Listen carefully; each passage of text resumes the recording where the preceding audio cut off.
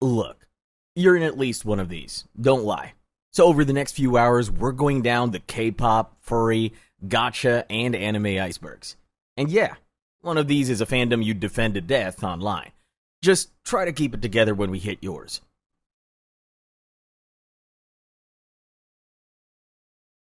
It's 3 a.m., and the algorithm shows you a perfect idol with a perfect smile. Now hit the back button. Look up the pre-debut photos, the court documents, and the final tweets before a star vanishes forever. K-pop doesn't just create stars, it creates sacrifices.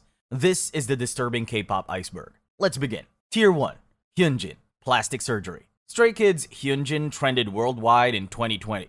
Not for a song, but for a single unsettling question. What did he do to his face? The story began when pre-debut photos of Stray Kids' Hyunjin, a boy with a softer jaw and a rounder face, surfaced next to his current ones, and the comparisons were brutal. A sharper nose, a slimmer jawline, even his bone structure looked different. Fans couldn't agree. Was it surgery, weight loss, or puberty with a personal trainer?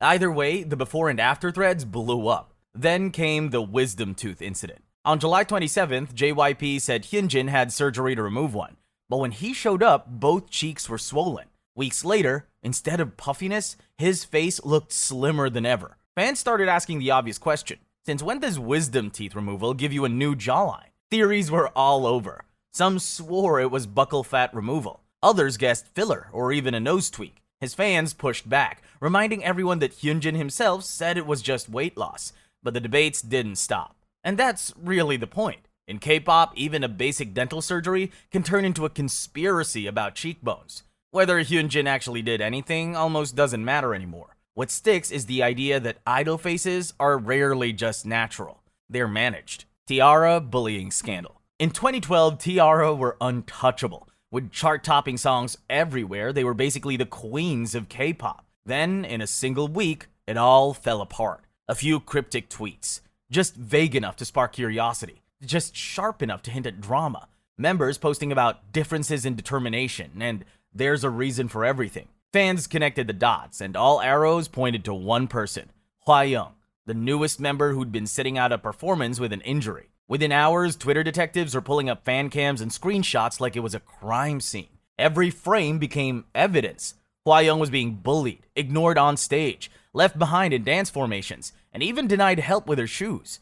The story snowballed, and suddenly Tiara weren't idols anymore. They were villains. The fallout was insane.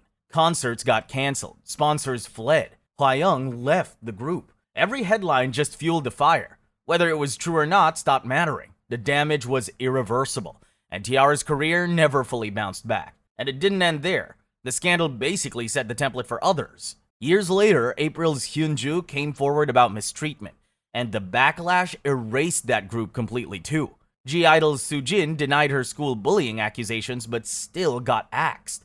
Bullying scandals in K-pop led to careers getting wiped, reputations tanked, and every few years the cycle spins again with a new victim. Ollie London. Some K-pop fans are crazy, but one went further. He didn't just want to meet his bias, he wanted to become him, and not in the inspirational way. So it all starts with Las Vegas, 2020. Neon lights, cheap chapels, Elvis impersonators, and in one of those chapels, A British influencer named Ollie London is marrying a cardboard cutout of BTS's Jimin. Not exactly the kind of fan service BTS had in mind. That wedding was just Act 1. The following year, Ollie declared himself transracial, introduced himself as a Korean woman, and even legally adopted the name Jimin.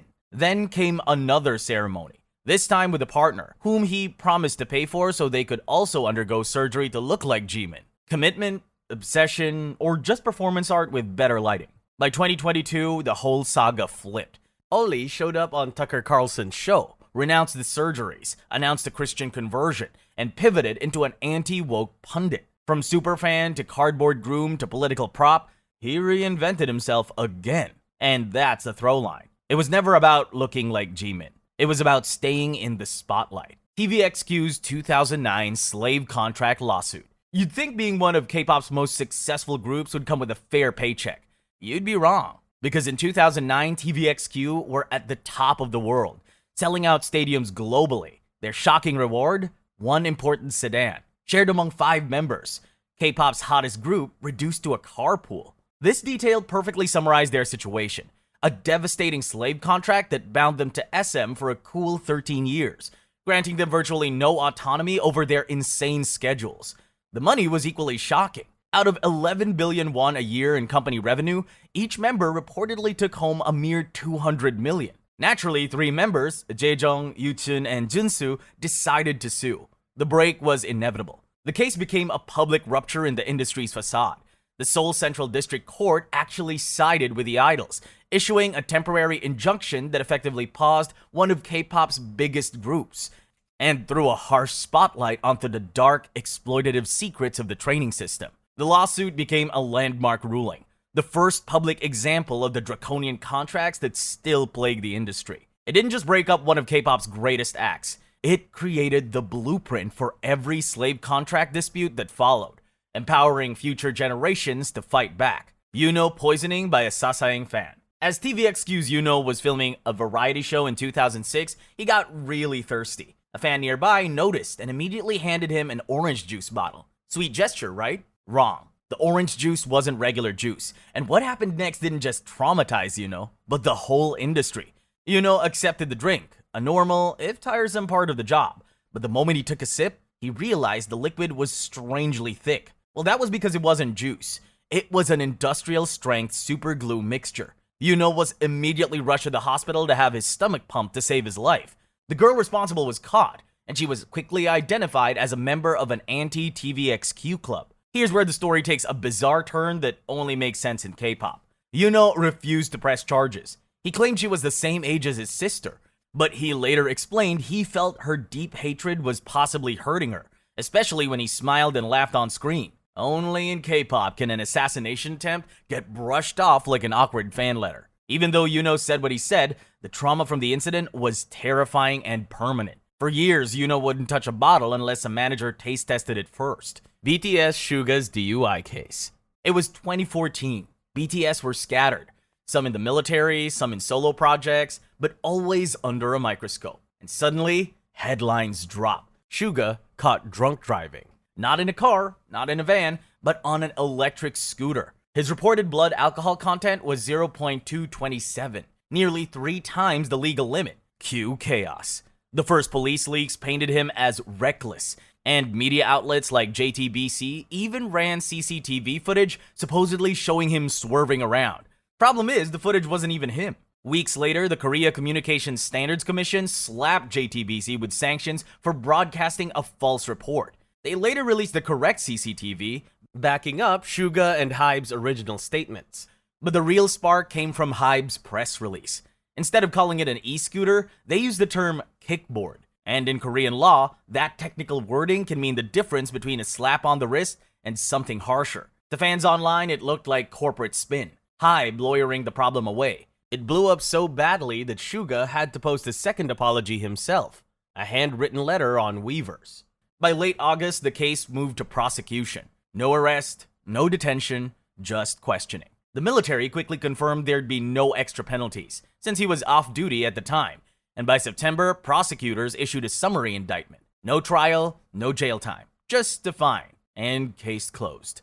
And that's the angle that stuck with people. Not Suga's scooter ride, but how quickly the narrative flipped. From BTS member caught drunk driving to police leaks exaggerated. News outlets ran fake CCTV. Hybe tried to soften the blow. By the end, Suga was facing a spectacle built bigger than the crime. Tier 2. Jimin's water diet. For an idol, a nickname is a sign of affection. But for Jimin, being called chubby by his fans after gaining a little weight was enough to spark one of the most extreme diets in K-pop history. During the blood, sweat, and tears era, he admitted he went 10 days eating just a single meal a day. Not one cheat day, not even a snack, just one meal. And then it got worse. He switched to drinking only water. Sure, the weight dropped, but so did he. His members later said they saw him fainting during rehearsals, begging him to eat something, while he kept insisting he was fine. Yeah, fine enough to collapse on the floor. The disturbing part wasn't just Jimin starving himself. It was fans turning it into the Jimin diet, like it was some genius shortcut instead of slow self-destruction. In reality, it was dangerous self-starvation packaged as discipline. The whole thing proved that in K-pop, the body is a business, and the price of maintaining that perfect image is often paid in emergency room visits. 21 disbands. From rewriting rules to completely vanishing off of the industry, 21's story is no less than a masterclass in how a company can completely waste generational talent. It all started back in 2010. K-pop was exploding, and standing at the front of it all was 21. 4 women, CL, Bom, Dara, and Minzy, rewriting the rules. They were loud, experimental, and global before global was a marketing buzzword. Sold out tours, chart-topping hits like I Am the Best, and millions pouring into their label, YG Entertainment. For a while, they were the girl group, and then everything stopped. In 2014, news broke that member Park Bom had imported prescription medication from overseas. A scandal, yes, but nowhere near the magnitude of the drug, assault, or DUI controversies that male idols at the same company had survived. And YG's response was to freeze 21 completely. No comebacks, no appearances, nothing. 2 years of silence later, fans finally got an announcement, a disbandment. To make it worse, the girls weren't even notified. CL, their leader, found out the same way fans did, in headlines. Leaks from inside YG later revealed the truth. A comeback album had already been recorded, songs finished, ready to release. The company just pulled the plug anyway. What makes it sting more is that 21 had already proven the point. Girl groups could be edgy, global, and sell out arenas without batting an eyelash. They paved the way for the generation that came after them. And yet, when it came down to it, their label decided they weren't worth the effort. Years of their prime were wasted, and the group that could have carried K-pop into its next era was quietly shelved. Sulli. On October 14, 2019, Sulli's manager enters her apartment in Songnam and finds her dead. The news spreads instantly. Hashtags trended worldwide, and Korean forums lit up. Some grieved, others mocked. Even in death, the cycle of ridicule didn't stop. But her story isn't just about one idol. It's about a system that failed. Sulli entered the spotlight early, a child actress at 11, then a member of SM Entertainment's girl group, FX. She was marketed as the nation's little sister, innocent, untouchable. That image collapsed when at 20, she began dating rapper Choiza, 14 years her senior. His name was already a running joke in Korean slang. Think male genitalia. This made Sulli an easy target. Headlines painted her as reckless. Online forums piled on. By 2015, she left FX. SM Entertainment never defended her. No statements, no lawsuits, no attempt to shield her from the fallout. The silence gave room for more. Choiza's group released a track. Fans speculated it referenced her. From that point, Sulli was treated as scandal material. By 2019, she began challenging Korea's rigid celebrity norms, posting selfies without a bra, speaking openly about personal freedom. In most countries, ordinary choices. In Korea's conservative press, they became front-page controversy. On September 28, during a live broadcast, her top briefly slipped. She deleted it instantly, but screenshots spread across forums. Within days, mainstream outlets debated whether it constituted public obscenity. A young woman's body became a legal argument. And rather than protecting her, television turned the harassment into a product. Sulli joined the Night of Hate Comments, a primetime show where celebrities read abusive comments about themselves for entertainment. Her personal attacks became scripted content, packaged for ratings. 2 weeks later, she was gone. Only then did lawmakers propose the Sulli Act, legislation aimed at curbing anonymous online abuse. But the pattern was clear. Action came only after the damage was irreversible. Sulli's case exposed more than one person's downfall. It revealed how the industry builds idols, abandons them when controversy hits, and profits from their humiliation, and how a culture of cyberbullying can thrive when the system responsible for protection stays silent. Hyuna and Dawn. What happens when two idols, known for their dangerously flirty on-screen chemistry, turn it into a real-life romance? In 2018, Pentagon's Dawn and former 4-Minute member Hyuna did exactly that.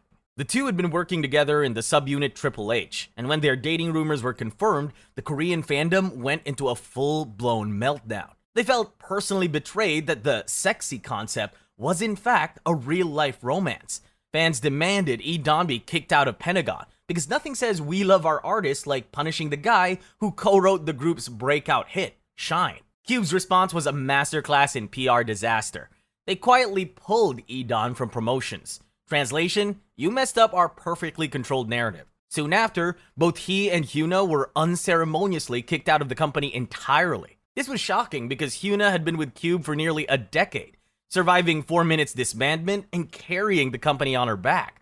For Cube to throw her out so suddenly was a brutal corporate lesson. And Cube didn't even tell them face to face. Hyuna and Dawn found out they were fired through news articles, the corporate version of a breakup text. They lasted years after, even getting engaged in 2022. But the relationship that once defied the industry's rules ended in the most ordinary way possible. Then, in 2024, Hyuna's next chapter sparked controversy before it even began. She announced plans to marry Yong Jun-hyun, and immediately, his name dragged her into one of K-pop's darkest scandals, the Burning Sun. Jun-hyun admitted he had received one of Jung Jun-young's illegal tapes and chose to remain silent. He never filmed it, but he knew what was happening, and confessed that he didn't even consider it a crime at the time, speaking about it inappropriately with the main perpetrator. For fans, this was the final betrayal. Hyuna, once a symbol of defiance against corporate control, was now linked to someone tied to the industry's most infamous crimes, Sharp. When K-pop was still fighting to find its place, one of the groups leading the charge was Sharp. Bright, bubbly, and full of playful chemistry. They were pioneers, one of the first co-ed idol groups, and for a while they looked unstoppable. On stage, they were the picture of harmony. Off stage, it was the complete opposite. At the heart of the storm were two members, Lee Ji-hye and So Ji-young. The group itself had been created by Ji-young's powerful family, and her original plan was to fill it with friends. But everything changed when Lee Ji-hye was added through auditions. She was picked for her talent, and that's exactly what sparked Ji-young's jealousy. From that point on, Ji-hye became the target. Ji-young reportedly humiliated, harassed, and even physically assaulted her during promotions. Years later, Ji-hye would break down in tears recalling that time, saying she couldn't even remember those days without crying. The breaking point came in October 2002 at KBS's Music Mag. The two clashed in an elevator after Ji-young allegedly called Ji-hye names. What started as insults turned into a full-blown physical fight. Staff had to separate them, and for a moment it looked like it might blow over. But the very next day, things escalated again. This time when Ji-young's mother allegedly confronted Ji-hye, assaulting her both verbally and physically. It was the kind of scandal you couldn't cover up. The group held a press conference where both sides tried to explain their version of events. Ji-young claimed Ji-hye had attacked her with fists, grabbing her hair and cursing her out.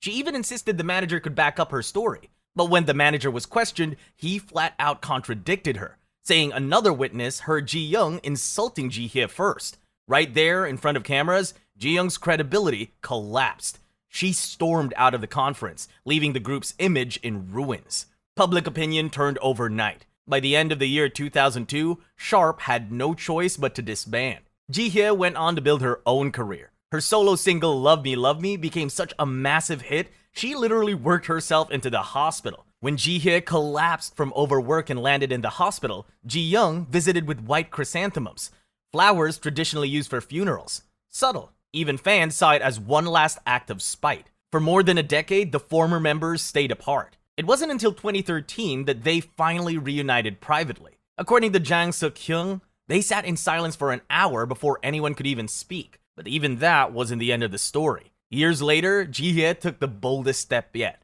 Now a solo singer and variety star, she invited her former bully, So Ji-young, onto her YouTube channel for a face-to-face talk, in front of cameras. Ji-young gave a heartfelt apology, and in the moment that shocked everyone watching, Ji-hye accepted it. A group that once fell apart in scandal had become a story of survival, forgiveness, and scars that never really fade. Tier 3. Minjun Trainee Debt. Imagine being 16 and told you're about to be the next idol. The CEO flashes big names, drops debut every other sentence, and you believe it. That's how Moonjin signed up for his dream. Fast forward 8 years and the only stage lights he saw were the ones in the office hallway. No debut, no training, not even a rehearsal. What he did have was a bill, 600 million won, $500,000, for nothing. How? The CEO had a system. He charged life lectures, 10-hour rants about discipline, at 1 million won an hour. Rent, electricity, company snacks, everything got stapled onto the trainees' debt tabs. Trauma wasn't just free, it was billed at Ivy League rates. The abuse wasn't just financial. Minjun said trainees were mocked daily, starved for weight loss, pushed into plastic surgery, and even forced into nude check-ins. The contract made it worse. If you quit, you owed the full debt back instantly. It was less a contract, more a hostage note. And he wasn't the only one. A girl trainee known as Gina went through the same thing. Her group had no real manager, wore their own clothes on stage, but still faced constant abuse. She later accused the CEO of molestation, saying he approached her to comfort her. When both spoke out online, they weren't praised as whistleblowers, they were slapped with lawsuits. The same company that billed kids for electricity now weaponized the court system to shut them up. Minjun's story is what happens when the K-pop dream is just a business plan in disguise. Lure kids in, bleed them dry, and if they complain, sue them. Burning Sun scandal. Usually, when a celebrity's phone leaks, it's a few embarrassing selfies. But in 2019, Jung Jun-young's old phone became the black box of K-pop's biggest scandal, the Burning Sun case. It started in 2016, when singer Jun Jun-young's girlfriend accused him of secretly filming her. After she later withdrew her claim, the public, in their usual support the famous fashion, turned on her instead. Jung's career took off like nothing happened, while the journalist who broke the story, Park Hyo-sil, got buried under online harassment from Jung Jun-young's fans and death threats. Because, of course, the system protects its stars, especially the shady ones. But then karma showed up with receipts. Reporter Kang Kyung-yeon got her hands on Jung's old phone data. In reality, Jung had dropped his phone at a repair shop years earlier, and the technician who found what was inside eventually became the whistleblower. Kang Kyung-yeon got hold of that data. What she uncovered wasn't gossip, it was a crime spree. Chat logs showed Jung and other idols, including FT Island's Choi Jung-hoon, gleefully sharing videos of unconscious women and even bragging about gang abuse. They texted like they were untouchable, which made sense once you saw the hints about their friends in high places at the police station. The story blew up, arrests followed, but instead of treating the whistleblower like a hero, trolls turned their fire on her too. That's the real Burning Sun legacy. Not just the crimes, but the reminder that in K-pop, celebrity networks can be untouchable, and the people who expose them pay the price. EXO, Chris, and Luhan's suit. It's 2014 and EXO is at their peak. Sold out concerts, screaming fans, global tours, meet and greets. On the outside, everything looked flawless, but behind the scenes, it was anything but. Because two of the group's most popular Chinese members, Chris and Luhan, shocked the industry by filing lawsuits against SM Entertainment. Their contracts were basically life sentences, endless schedules, no say in their careers, and paychecks that barely reflected the billions their group was pulling in. Chris called his contract anti-social and illegal. Meanwhile, Luhan revealed that after years of back-to-back tours, his total earnings came out to barely $500,000. For one of the most famous idols on the planet, that's not a paycheck, it's an insult. So naturally, the breaking point came. Chris and Luhan filed lawsuits to terminate their contracts, accusing SM of ignoring their health, silencing their voices, and treating the Chinese members as second class compared to the Koreans. It was a massive scandal, and for the first time, fans saw the cracks in K-pop's shiny facade. It should have been a wake-up call. But here's the fun part. Nothing changed. The lawsuits were a screaming siren the industry casually hit snooze on. Fast forward 9 years, and Baekhyun, Chen, and Chiumin filed their own lawsuits against SM. Because apparently the company's business plan is just copy, paste, get sued, repeat. Tier 4. SM cloned idols. One late night, a Reddit thread popped up, and it immediately went viral. What it showed was a simple side-by-side of Minho from SHINee and Lucas NCT Super M. The resemblance was uncanny. Fans were shocked at just how similar they looked. The post was captioned with 2 words, corporate copy-paste. But this wasn't the first time fans had noticed something like this. In fact, it opened a rabbit hole people had been exploring for years. The comparisons kept piling up. Jaejong from TVXQ and JYJ lined up next to NCT's Taeyong and even Sungchan at times. SHINee's Taemin was stacked against NCT's Jungwoo. And the list doesn't stop there. Taeyeon from Girls' Generation has been compared to both Irene from Red Velvet and aespa's Winter, while Karina and Winter themselves are often called carbon copies. It wasn't just faces either. Observers swore the so-called clones shared the same aura, the same styling notes, even the same choreography quirks. Like, SM had a template saved in Photoshop called Idol Number 4. Over time, the theory turned into a fandom conspiracy, that SM doesn't just debut stars, it recycles them. And the punchline became inevitable. If the company ever runs low on idols, there's a simple fix. make more suhos. Glam big hit. HYBE wasn't always the house that BTS built. Before world tours and Billboard records, their plan for domination started with a girl group. The name was Glam, but instead of topping charts, they became infamous for stalking and blackmail. So Glam debuted in 2012 with an edgy concept, even performing with BTS as their backup dancers before the boys were famous. For a moment, it seemed like HYBE might have found its first breakthrough, but the chaos started almost immediately. 6 months into their career, member Trinity was exposed as a Sasaeng fan, accused of stalking Super Junior's Lituk. In K-pop, Sasaengs are the ultimate taboo. Obsessive fans who cross the line into harassment and invasion of privacy. To have one inside an idol group was unthinkable. The backlash was brutal. Trinity was quietly kicked out under the label's classic personal reasons excuse, but the damage was done. Fans couldn't unsee the headlines. Glam had a Sasaeng in their own lineup. That alone might have sunk their momentum, but what came next made Trinity's scandal look tame. In 2014, member Dahi and a friend launched a blackmail scheme against one of Korea's biggest actors, Lee Byung-hun. They tried to blackmail actor Lee Byung-hun for 5 billion won, straight out of a bad K-drama plot. Except the script was real and the ending was not so happy. The attempt backfired instantly. Lee Byung-hun went to the police. Dahi was arrested, and the scandal exploded across the media. Overnight, Glam weren't rising idols anymore. They were national tabloid villains. By the time Dahi was sentenced to prison, the group was finished. 2 scandals in 2 years, each one worse than the last. Trinity's Sasaeng controversy cracked the foundation, and Dahi's blackmail scheme completely demolished what was left. Glam officially disbanded in 2015, less than 3 years after their debut, and in a twist of fate, their downfall cleared the runway for HYBE's next project, the one that actually changed history, BTS. TVXQ rotation rumors. Back in the days, TVXQ was blazing across Korea, but just a few months into their career, fans are already whispering, is one of the members about to be replaced? A single word in their album booklet had turned into a conspiracy theory. And soon, the group found themselves fighting rumors of clones, secret heirs, and a mystery trainee named Seryun Sejun. It started with TVXQ's debut album, Triangle. The storybook inside casually mentioned solo projects for the members. Normal enough, except fans read it as proof that SM Entertainment was testing out a rotation system, swapping members in and out like spare parts.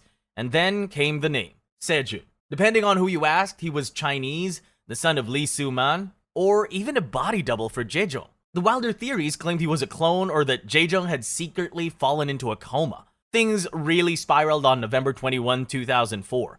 During a live Inkigayo performance of I Believe, Yuchun broke down in tears.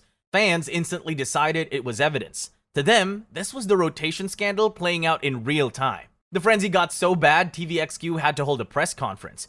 Yuchun explained he cried over fan signs begging the group to stay as 5. Not because of some secret rotation plan. As for Sejun, the supposed photos floating around turned out to be misidentified. In some cases, even pictures of Super Junior's Choi Si-won. In the end, no one was rotated. Sejun didn't exist, and TVXQ's lineup stayed intact. But the so-called rotation scandal became K-pop legend anyway. Proof that a typo, a tear, and a rumor are all it takes to turn fandoms into full-blown chaos. Ravi of VIX. In South Korea, mandatory military service is a great equalizer. A non-negotiable rite of passage that even K-pop's biggest stars can't dodge.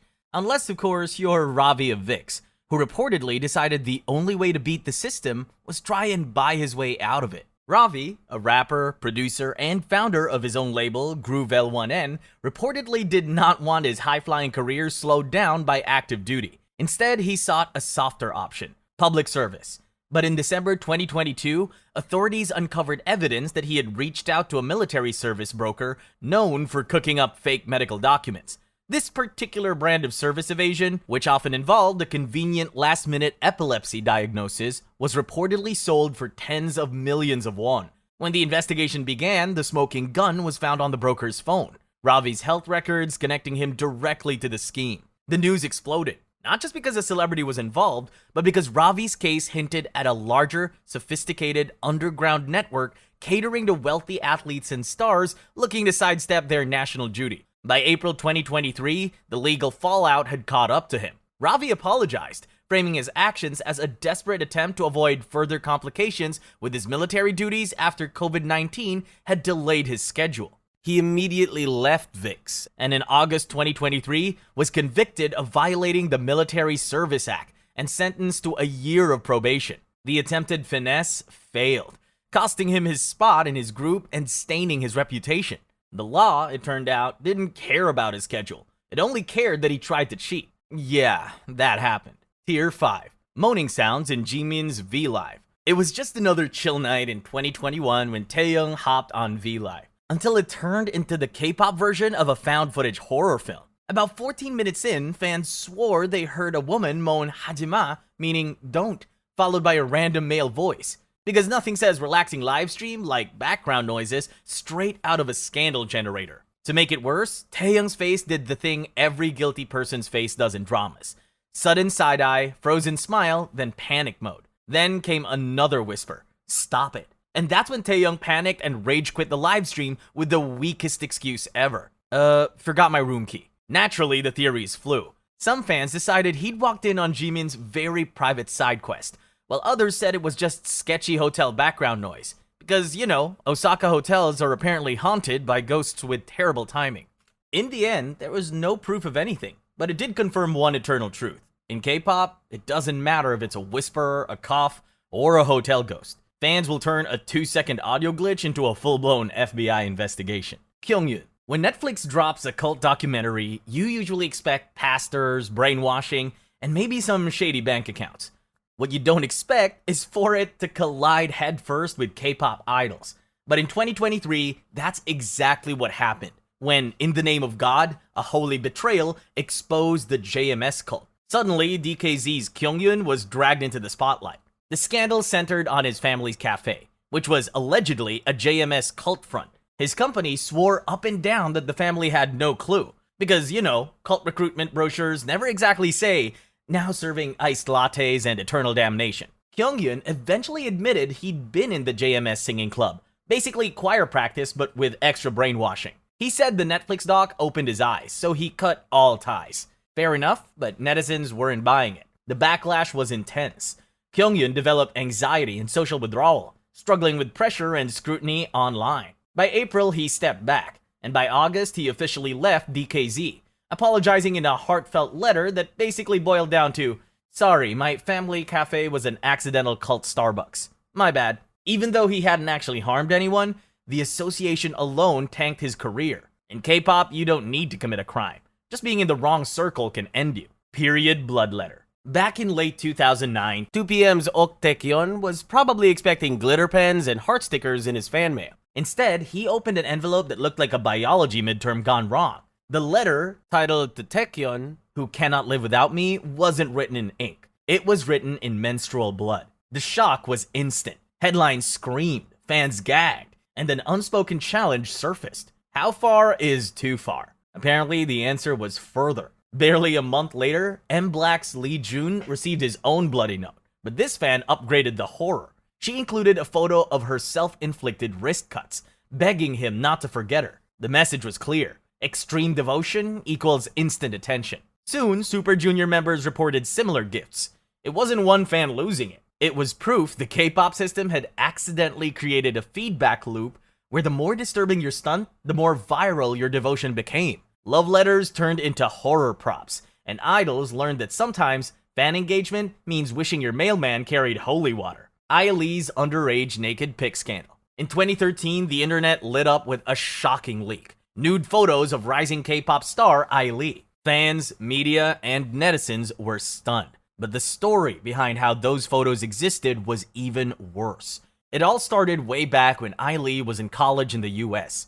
She was approached by a company claiming to offer modeling work. Their pitch was simple. Send your full nudes first, then we'll decide if you fit the job. It was a scam, plain and simple. Lee reported the company to the police once she realized, but by then, the images had already entered a dangerous chain. By 2013, those same photos surfaced online, not from the scammers, but reportedly via her ex-boyfriend, to whom she had sent them for advice. He worked for a K-pop gossip site, turning a personal betrayal into a public scandal almost instantly. Media coverage exploded, while her team had to stress that she was the victim of fraud. And then YMC Entertainment released a statement clarifying how the photos were obtained and confirmed that legal action would be pursued. The fact that Eileen's ex worked at the company behind the site that first posted the images only made the case stronger, showing that in K-pop, the real scandal isn't just leaked content. It's the insiders and systems that enable it.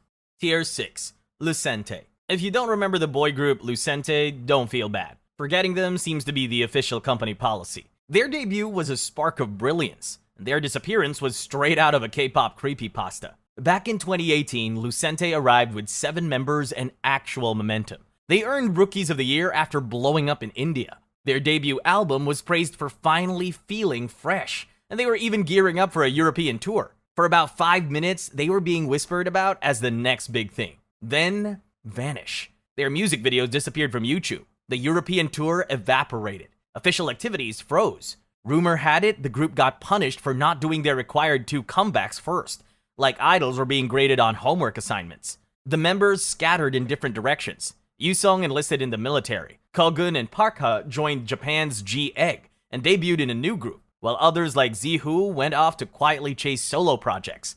Oddly, the agency left behind teasers and behind-the-scenes clips, like breadcrumbs for fans, while the real music vanished. Fans speculate. Did the agency fumble promotions, restructure distributors, or just decide Lucente didn't exist anymore? Whatever it was, the group hasn't officially disbanded. Yet with no comebacks and most members doing their own thing, Lucente has become one of K-pop's most tantalizing what-could-have-been mysteries. Taeil's SA scandal. For years, Moon Taeil was known as the dependable voice of NCT 127.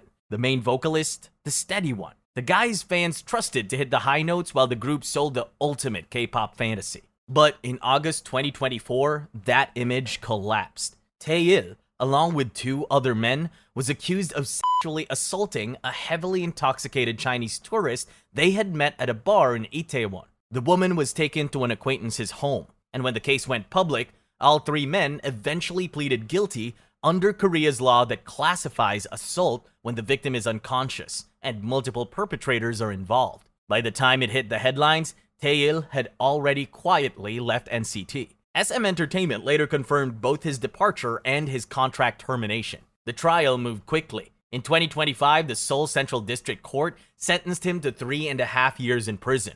Judge Lee Hyun-kyung called the crime severe and noted the victim likely suffered great mental pain from being a victim in an unfamiliar place. Prosecutors had originally asked for 7 years, but the final ruling included prison plus 40 hours of a sexual violence prevention program. Online, many pointed out the absurdity. A crime this devastating, and the punishment includes what's basically a mandatory workshop. From main vocalist to convicted criminal in under a year, Taeil's downfall was as swift as it was brutal. And the bigger truth is this. The threat in K-pop isn't an exploitative contract or a toxic company. Sometimes it's the idols themselves, the same face waving on stage, who become the monster the system can't hide anymore. VIX members kidnapping. It sounds like the start of a horror movie. A tour bus, a panic manager, and a locked door. But for the members of VIX, March 15, 2016 was just a regular day in Kazakhstan. The story starts with VIX on a bus. They're heading to the airport, ready to fly back to Korea.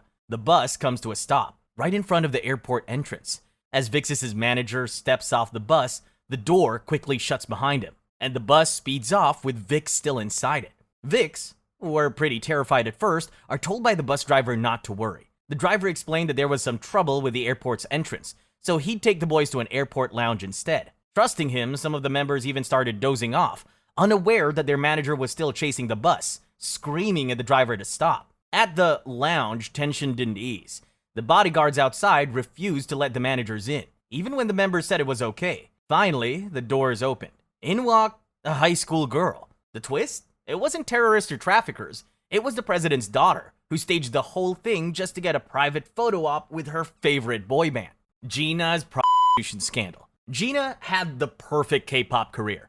A top-tier solo artist under Cube Entertainment with packed concerts and adoring fans. Then, in 2015, a single headline did what years of competition couldn't. It destroyed her. Rumors exploded across the media. Gina had allegedly received up to $25,000 from a Korean-American businessman in exchange for sex. Gina immediately denied the accusation, claiming she was a victim who had been set up by a trusted high-end broker. It was a polite, professional way of saying she'd picked the worst possible person to trust with her schedule. But the courts weren't buying the victim narrative. The official finding was that she had indeed engaged in prostitution, a crime in South Korea. She was hit with a substantial fine, a legal slap on the wrist that should have been the end of it. However, in K-pop, the court of public opinion is worse than any fine. Her shows dropped, endorsements vanished, and the public who once idolized her treated her like she'd done the unthinkable. Overnight, the star became radioactive. Faced with the relentless backlash, Gina quietly left South Korea and retreated to Canada. For nearly a decade, she completely disappeared. No comebacks, no reinventions, just silence, before finally resurfacing in September 2025. Tier 7. SM trainee double suicide. What if the price of perfection in K-pop wasn't just physical pain or slave wages, but the ultimate sacrifice? This isn't a fan theory. It's a chilling, enduring rumor that began in 2010 inside the K-pop industry's most notorious machine. The story is about two brothers, two aspiring idols, who allegedly perished under the brutal weight of the SM Entertainment trainee system. This tragedy was immediately erased, leaving behind only archived evidence and a single haunting thank you note from a surviving star. The brothers were Julian and Jae Long, Chinese-Canadian brothers reportedly scouted from the highly competitive Toronto auditions in 2006. Julian, the elder, has the most concrete proof of his life inside the system. A 2007 forum post confirmed he was training, and he formed a close, specific bond with fellow foreign trainees Henry Lau and Amber Liu of FX. For outsiders, this detail means little, but for insiders, it confirms his tenure was real and demanding. The most compelling and unsettling circumstantial evidence involves Amber Liu. In mid-2010, she took a sudden, unexplained 6-month hiatus, initially chalked up to a severe ankle injury. When she returned and FX released the album Pinocchio, her thank you note contained a devastating message. To Julian, I wish you were here to see this. Thanks for everything. Miss you so much. Years later, she further acknowledged in a song dedication that a friend named Jay ended their own life when she was 18, the exact time the brothers allegedly perished. The official record is a void. SM Entertainment has never acknowledged the brothers' existence, and the silence is where the true story lies. The company has allegedly worked overtime to bury the narrative, systematically deleting and de-indexing years-old blogs and forum posts from Google, leaving only scattered archive proof. Why the obsessive erasure? The obvious answer is that SM cannot afford to be associated with the manner of death of two aspiring idols, especially if they passed away while subject to the company's brutal, isolating regimen. Whether the loss of life was a direct result of the system or private despair is unknown, but the reason this rumor survives and persists is simple. In an industry where children are isolated, sleep-deprived, and treated as disposable commodities, the idea that someone broke and didn't survive fits the machinery perfectly. The silence of the corporation says everything about the price of K-pop's perfection. Selja, the K-pop killer. Every fandom has its boogeyman, and for K-pop, it was Selja, the so-called K-pop killer. The name alone sent shivers through fans and idols alike. From Yuno's allegedly poisoned juice to letters written in blood,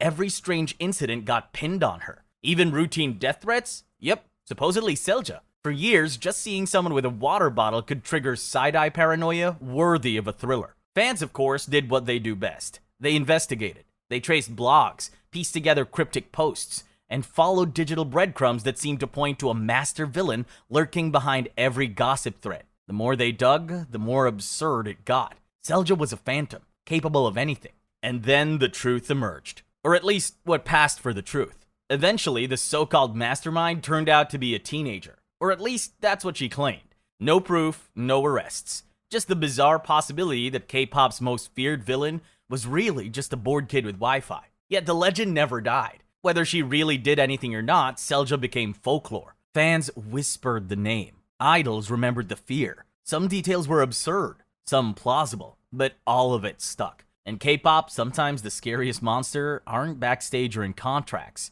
They're the ones lurking online, somewhere between rumor and reality. Death of Kim Sung-jae. Kim Sung-jae's solo debut in November 1995 was electric. After leaving the popular duo Deuce, his debut stage was a masterpiece, setting the stage for his solo legend.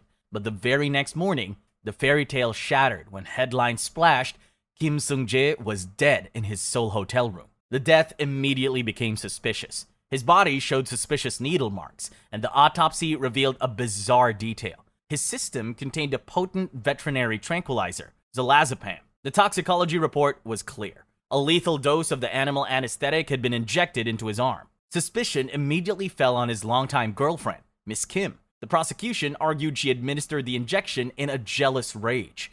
The first court found Miss Kim guilty and sentenced her to life in prison. However, the legal system was about to turn into a national spectacle. The appeal court, and eventually the Supreme Court, overturned the conviction due to insufficient evidence. The prosecution couldn't definitively prove she possessed a specific drug, or was the only person who could have administered it. The case left the entire country reeling. Motive? Means? Officially, none of it added up, and no one else was ever charged. What should have been the launch of a solo legend became one of K-pop's most infamous and enduring mysteries. Baek Ji-young's sex tape scandal. In 2000, Baek Ji-young was on the edge of superstardom, until the person she trusted most flipped her career into a nightmare overnight. Baek had recently tried to fire her manager, but before he was out the door, he executed the ultimate act of betrayal. He secretly filmed a private, consensual video of the two of them, then leaked it online. His tape spread like wildfire. Baek's name was dragged through the mud, and by extension, so was the image of every female idol, as if one manager's betrayal proved none of them were safe. The manager immediately fled to the US, becoming a fugitive, but he left Baek Ji-young to face the immediate, catastrophic fallout alone. The scandal was a professional death sentence. Every endorsement vanished. Her music career hit a hard, permanent stop, and the once adoring public turned vicious. For 5 years, she was essentially blacklisted from the entertainment industry, forced into exile where she pursued legal battles from the shadows, quietly suing the manager. By 2006, she finally staged her comeback, forced to claw her way back from the basement of the industry. Her story cemented an ugly truth about K-pop. The biggest threat isn't always the public or the press. Sometimes it's the insider, with keys to your schedule, your phone, and your life.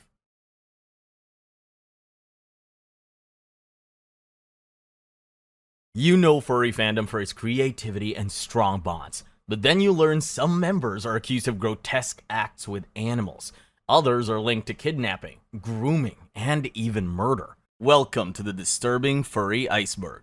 Tier 1. The Surface. The Special Toppings Pizza Incident. So this one might just be the most infamous furry convention stunt of all time. In October 2021, at Big Little FurCon or BLFC in Nevada, a fursuiter who went by Maned Wolfie decided to throw what he called a nut pizza party. Yeah, that's exactly what it sounds like. A month before the con, he actually put out a Twitter poll asking of his followers if they'd be willing to put sauce on a pizza for the party.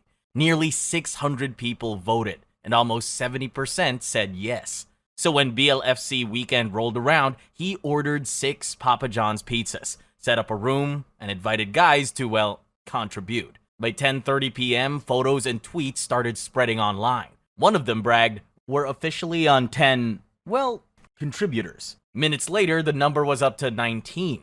Photos showed fursuiters circling the box, some mid-act, and the whole thing instantly became meme fuel. Now, no one actually ate the pizza because that would be messed up.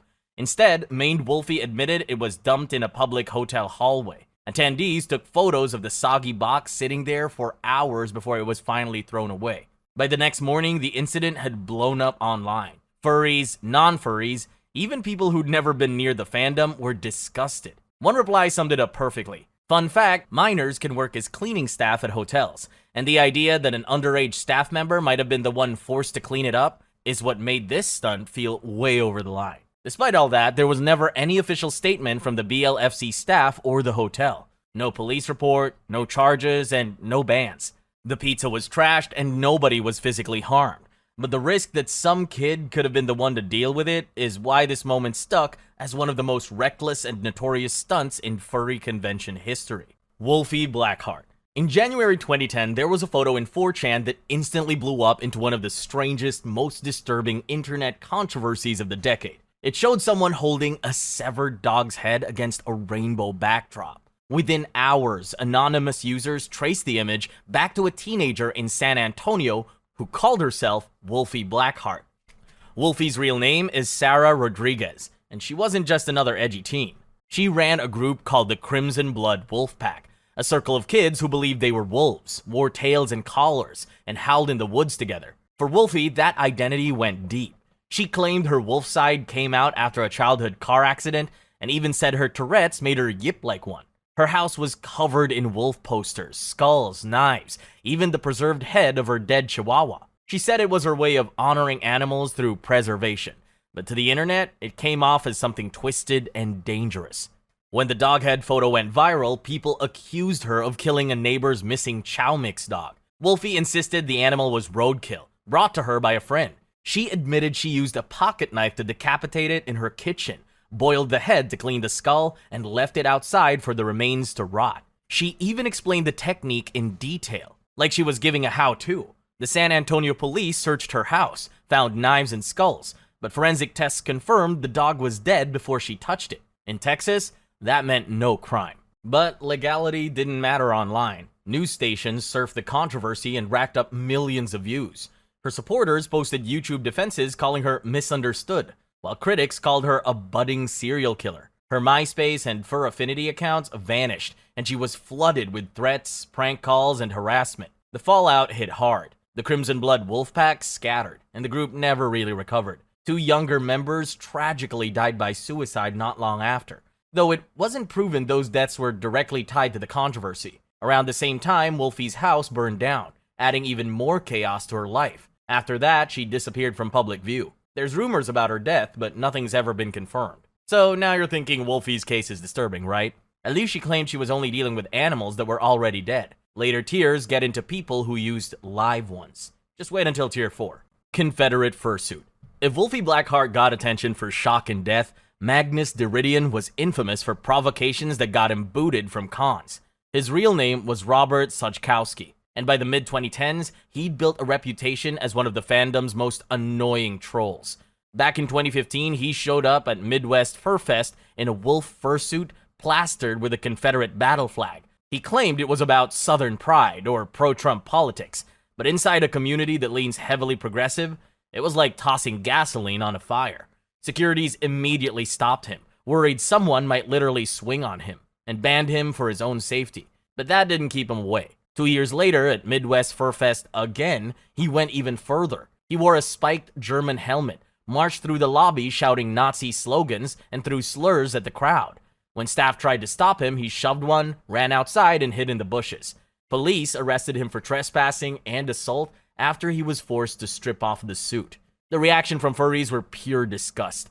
Most of the community is strongly against hate groups, and the sight of a Nazi-style wolf suit in their biggest convention felt both offensive and unsafe. A furry news blog later said Suchkowski had a criminal record with other felonies, even a reported chemical attack at a bank, which we will talk about in the next entry. Magnus ended up banned from multiple events and cut off from the community. He wanted attention, and for a while he got it. But in the end, people only remembered the chaos he dragged into places that were meant to be weird in better ways. Tier 2. Just below the surface. Midwest Fur Fest chlorine gas attack. It's past midnight at Midwest Fur Fest at Hyatt Regency O'Hare Hotel, one of the biggest furry conventions in the country. Thousands of people come in full animal costumes and are gearing up for a midnight howl. But suddenly, a sharp bleach-like stench spreads across the hotel's 9th floor. At first, it's confusing, but it quickly became terrifying. People start coughing, their eyes burning, and their lungs on fire. By 12:40 in the morning, fire crews rush into the hotel. They find chlorine gas saturating the hallway. Not just a minor leak either. A whole area of the building poisoned. Within minutes, every guest inside, which is roughly 5,400 people, was forced out into the cold Chicago night. Imagine the scene. Thousands of furries in colorful suits, along with regular hotel guests, all shivering outside while first responders scramble inside. 19 people are taken to the hospital. They're dizzy, nauseous, struggling to breathe. Thankfully, all are treated and released, but the message from police is chilling. This wasn't an accident. The way the device was set up suggested someone wanted this to happen. Suddenly, FurFest 2014 has become the site of one of the largest chemical attacks in the United States in decades. Of course, the FBI jumped in the case. At one point, they even looked at a Magnus Deridian, since he'd been fighting with a constaff that weekend. Some people claimed they found tape in his place that matched the evidence, but that was never proven. Magnus denied it all, and with no solid evidence, the case went nowhere. For the community, it was a shock. Conventions tightened security after that, and online, people were just glad nobody died, but the memory of that night never really went away. So yeah, a hotel full of furries got hit with the biggest chemical attack in America that decade, and the person who did it is still out there. Roblox creator with NSFW furry account. In the Roblox community, Nitro Lord was a name people knew for harmless reasons. He made videos about the history of Roblox, lost games, and old avatar styles.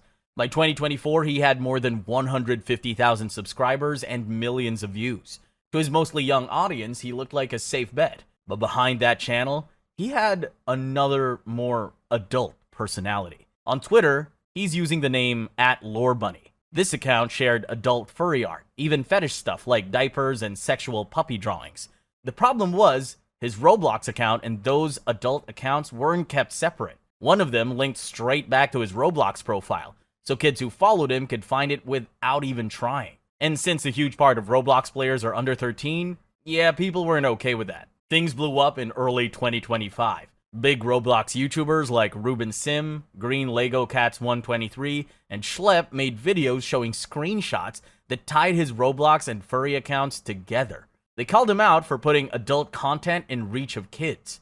Those videos hit millions of views, and the story spread everywhere. Nitro responded with an apology video. He admitted to bad judgment, owned up to the diaper fetish content, and tried to insist it was meant for adults only. But he never really addressed how easy it was for kids to stumble across it. And around the same time, he and his girlfriend also promoted what they called an all-ages furry party. Critics called that reckless, though it's not clear if minors were actually involved. Roblox banned his main account. Twitter took down his alt accounts. Sponsors pulled out. And within weeks, his channel lost tens of thousands of subscribers. By 2025, Nitro Lord is still online, but with a fractured reputation. His story turned into a cautionary tale about responsibility. But at least this guy didn't try to go after minors directly. Because 2 entries from now, we've got another furry, not just sharing content, but actually doing that virtually with their victims. Don't Hug Cacti. Don't Hug Cacti, or DHC, used to be a huge name in the furry world. Lucky Coyote and his partner Scuff started it back in 2007. And over the years, they made more than 800 custom fursuits. Their stuff was known for being super tough and high quality. And Lucky even got invited to conventions as a guest of honor. For a while, DHC was at the top. Then, in September 2020, it all came crashing down. A Twitter user dropped a 90-page Google Doc filled with anonymous testimonies accusing Lucky of grooming minors, talking about zoophilia, animal neglect, and manipulative behavior. It included screenshots from chats and old posts, but there weren't any police reports or court records to back it up. DHC went on Twitter to deny everything, saying they didn't condone illegal activity. Lucky stepped back from social media and said she needed help with personal issues.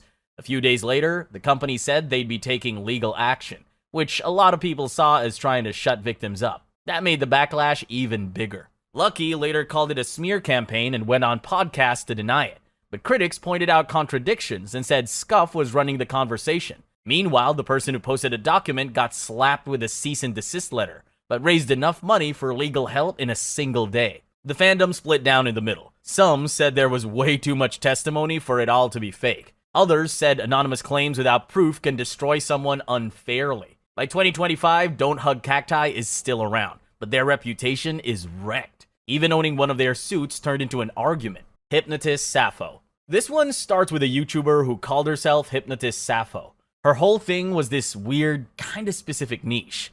She'd go into VR chat, that VR social game, and she'd run these public group hypnosis sessions. It was all about relaxation and ASMR. She built up this small, trusting community around it. But behind the scenes, things got really dark. Back in mid-2021, she privately messaged this 16-year-old user on Discord. First, she played the mother figure, then moved into private, explicit brainwashing sessions with him in VR. Thankfully, the kid realized how messed up it was and reported her. VR chat mods permabanned her almost immediately for exploiting a minor. And this is all just words and virtual characters, but someone is actually sending inappropriate photos to kids and asking them to do the same. And that's coming up in the next entry. For now, let's keep going with this one. But getting banned didn't stop her. She just took her whole show public. She started her own Discord server and even made an NSFW channel that she said was for fursuit art. Yeah, no, it was actually for sharing animals doing that. When a mod straight up asked her if she was into animals, Sappho didn't really give a yes or no. So the mods and a bunch of members did the only thing they could do. They called her out publicly. In September 2021, Sappho posted a 36-minute YouTube video called Coming Out About Things. And in it, she just says it outright. She is a Zuo. She admitted she's attracted to animals, specifically dogs. And she tried to make it sound like it was an LGBT thing, using that line, "Who are we to judge?" Tier 3. Convictions and documented crimes. Groomed 12 years old via DeviantArt. Zelda Wolf was the online alias of a guy named Aaron Thomas Usuri from Arizona. Back around 2014, he was active on DeviantArt. He was just another furry artist, creating art, interacting with fans, building a following. But that persona was a trap. Usuri, who was 21 years old at the time, specifically targeted two 12-year-old girls who were fans of his artwork on that site. It started innocently enough, just talking about art, but it quickly, deliberately escalated into abuse. According to a Phoenix New Times investigation, police learned he was engaged in virtual adult relationships with these kids over Skype and Google Hangouts. He was sending them nude photos of himself and getting them to send stuff back. In March 2015, one of the girls' parents finally discovered the chats and called the authorities. Police raided Usuri's home on April 11th. They seized his computer, his laptops, his camera, and what they found on those devices was beyond damning. They found the nude photos of minors, which was bad enough to put him away, but then they found something else. The police found video evidence on his computer of Usuri having oral intercourse with his own pet dog. This isn't an allegation from some online drama thread. This is from a police evidence report published in a major newspaper. The evidence was so overwhelming that Usuri just confessed. He did a televised jailhouse interview where he admitted everything, and even expressed remorse. He even posted a final goodbye note on his DeviantArt page after the raid, basically admitting he was caught. He pleaded guilty to multiple charges, including adult exploitation of a minor and bestiality. In December 2016, a judge sentenced Aaron Thomas Usuri to 17 years in prison.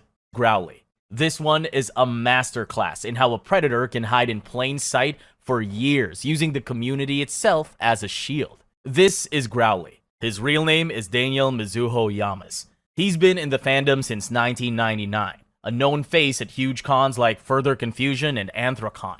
He'd volunteer, run panels, take pictures in his custom Growlithe fursuit.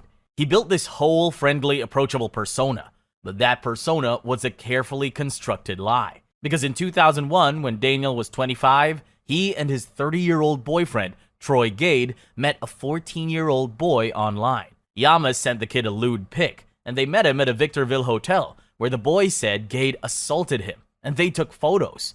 Cops nabbed Daniel at his Van Nuys place on 5 charges, like lewd acts with a minor and using a kid for corn. He tried denying it, but the evidence was too much. He pleaded no contest, got convicted on 1 count of lewd acts with a kid aged 14 or 15, did about 2.5 years in prison, and landed on California's Megan's Law website as a lifelong offender. But here's the infuriating part, dude. After his parole wrapped up around 2004, he just slipped back into cons by 2008. Some furries, totally clueless about his past, were cool with him. Others started sounding alarms. He kept volunteering, running panels, acting all chill. Fur Affinity kicked him out in 2009 for messaging someone claiming to be a minor all sketchy-like, but he still showed up at cons no problem. For years, people tried to sound the alarm. They'd post his criminal record, they'd share the chat logs, and for years he had defenders. People said he'd changed, that he'd done his time, that this was all just drama. Then, in July 2019, the LAPD's Juvenile Division arrested him again, this time for possessing CP.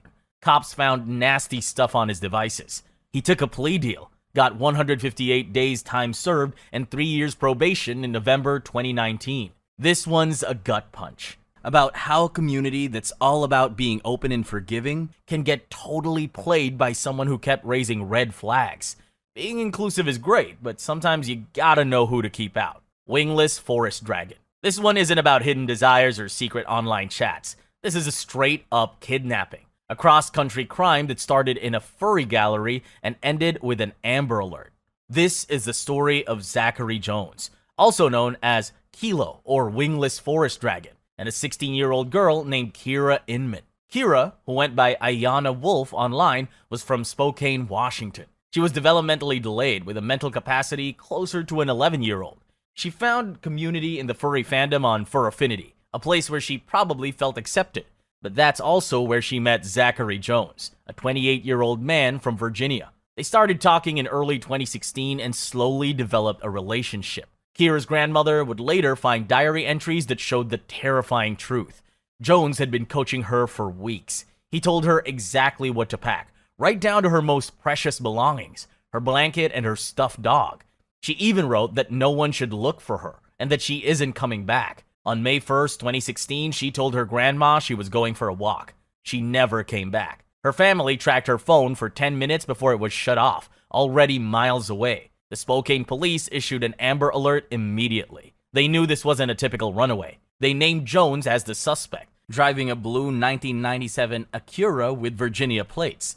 For 48 hours, this guy drove a vulnerable teenager across the country, over 2,200 miles from Washington to Ohio. He knew about the Amber Alert. He saw it on the news, and he just kept driving. They were finally caught just outside of Columbus, Ohio at a rest stop. A state trooper doing a routine check found them both asleep in the car. Jones was arrested on the spot for first-degree kidnapping. Kira was taken to a hospital and then safely returned to her family. The evidence was overwhelming. Her diary, their online messages, it all showed his manipulation. He pleaded guilty. In February 2017, he was sentenced to 7 years in federal prison. The furry community's reaction was instant and furious. Fur Affinity banned both accounts. People were horrified that someone could use the fandom's trust to pull off something this calculated. This was a 30-year-old man preying on a developmentally disabled child and driving her across the nation. David Parker. So this next story is really dark. It's not just about one creepy guy. It's about a whole group of them. These men used gatherings when some wore animal costumes to explicitly abuse a young boy, starting when he was just 8 or 9. And this went on for 7 to 8 years, starting back in 2009. The main guy behind it was David Parker, and he was actually related to the boy. He started taking the kid to these events, some at the home of a man named Kenneth Fenska, where men, including Fenska, dressed as a red fox, allegedly assaulted the child. The nightmare finally ended in 2016. The victim was 14 by then, and finally found the strength to tell someone what was happening. This sparked a massive investigation by the Pennsylvania Attorney General's Office, FBI, and other agencies. So what happened to them? David Parker, the guy who started it all, pleaded guilty to trafficking a minor. He got 30 years in federal prison. Craig Knox, one of the main abusers, also pleaded guilty. He got 13 to 26 years in state prison. Another guy in the ring, Jeffrey Harvey, got caught in a 2016 sting trying to meet an undercover agent posing as a 13-year-old. He pleaded guilty and got 20 months to 5 years in 2018. Even Knox's roommate, Stephen Taylor, got in trouble. Cops found evidence of bestiality and animal cruelty during a search, so he got 18 months to 5 years. But here's the kicker that's gonna make you mad. The party host, Kenneth Fenska, he was the only one who got off. A jury acquitted him in 2018. They said the victim's story had some inconsistencies, which sadly happens a lot when a kid has been traumatized for so long. The actual furry community wanted nothing to do with these guys.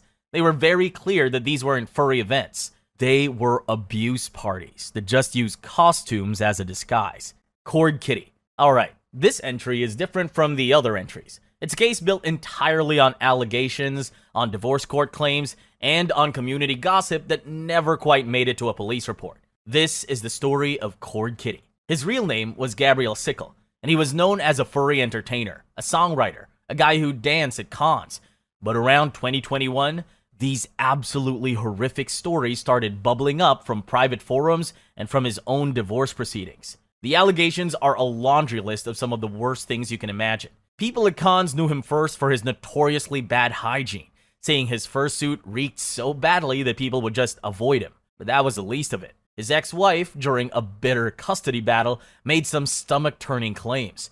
She alleged he had bookmarks on his computer for bestiality guides, including one that literally said how to have relations with your dog. She said he was accessing known animal abuse fetish sites, and then she gave this specific graphic detail that she once walked in on him using peanut butter to perform an adult act with their family dog. And according to her, Cord Kitty admitted to her that he had explicit contact with dogs multiple times. But it gets worse. There were claims that he wanted to bring his infant son into adult diaper roleplay events as some kind of joke, and that he commissioned erotic cub art, which is art featuring underage animal characters that depicted his own son in NSFW contexts. He was also said to have friends in the community who were already convicted zoophiles and predators, and that he himself, well into his 30s, was chatting with teenagers. Now here's the most critical part. None of this was ever verified by law enforcement. There are no public police records, no arrests, no news reports to back any of this up. In the end, all that remains is accusation and silence. Tier 4. The Abyss. A furry obsessed with eating feces. Brown-nosed Pup, better known as Messy Tails, was an anonymous furry persona who built his entire online presence around one thing: poop. It's not even a joke. He literally lived and breathed scat fetish. Over the years, his feed is literally a public diary of fantasies about smearing, eating, and bathing in feces. At first, it read like a shock humor roleplay, but then it got real. By 2016, he started posting actual photos of his hands and objects smeared in filth. He bragged about peanut butter and poop sandwiches, milkshakes laced with his own mess, even using poop lube. The more he posted, the more disturbing it became. By 2017, things hit a breaking point. He tweeted about being hospitalized and put on meds, only to come home and relapse immediately. His words got darker. I need to find a way to become psychologically, irreversibly addicted to shit and can't stop eating poop. A few months later, his final post simply admitted he can't stop before everything went silent. After January 2018, Messy Tails was gone. What happened after is speculation. Some claimed he died. Others guess he was institutionalized. Nothing was ever confirmed. Mr. Teriyaki and Acid Rain Cloud. Mr. Teriyaki and Acid Rain Cloud were a married couple best known for their convention dance routines and flashy YouTube videos. Teriyaki wore a rat fursuit. Acid was his partner, and together they built a reputation as fun-loving performers. That reputation burned down in August 2023. It started with leaked chat logs. Someone going by Soul's Movie dropped transcripts showing Acid Rain Cloud casually describing an adult practice that shocked even the most jaded corners of the fandom. According to the leak, during the lewd moments, she would fill her fursuit with water and live fish. Then Teriyaki would join in. The result? Fish dying during intercourse, or tossed back into the bowl afterward like nothing happened. Acid even admitted, almost playfully, "It sounds kind of harsh to the fish, but it's kind of amazing." The scandal exploded. The leaked logs and alleged video evidence lined up with Acid's own words. The fallout was fast. Discord servers lit up. Furry YouTubers exposed them. Fans who once admired their dance tutorials now expressed disgust by the animal cruelty. Legally, nothing happened, but the fandom didn't let it go, now cemented in furry infamy. Why fish? Some speculated it was just paraphilic escalation, pushing boundaries until they hit something shocking but accessible. Pet store goldfish are cheap and easy to get, which made them the unlucky victims. The most disturbing part wasn't just the act itself, but how casually Acid described it, like it was no big deal. Wolf SS. If Court Kitty and Teriyaki were disturbing, this one's on another level. In 2018, the furry and animal rights world collided when the name Wolf SS started surfacing in leaked Telegram chat logs. Behind the alias was Ruben Marrero Pernas, a 36-year-old Cuban neuroscientist who wasn't just into zoophilia. He was filming zoo sadism, which is graphic torture and killing of animals, and sharing it like it was nothing. Investigators linked him to the zoo sadist Telegram groups, exposed by a whistleblower named Pseudonym. They were trading videos of abuse, and Marrero himself posted clips of dogs suffering at his hands. One of the most infamous acts was him smearing honey on a wooden stake, then letting fire ants swarm the dog tied to it. His messages read cold, clinical, like he was doing experiments. And yet, He casually admitted he got the idea from music like Bush Pig and snuff porn gore. Animal rights activists and furries worked together to unmask him.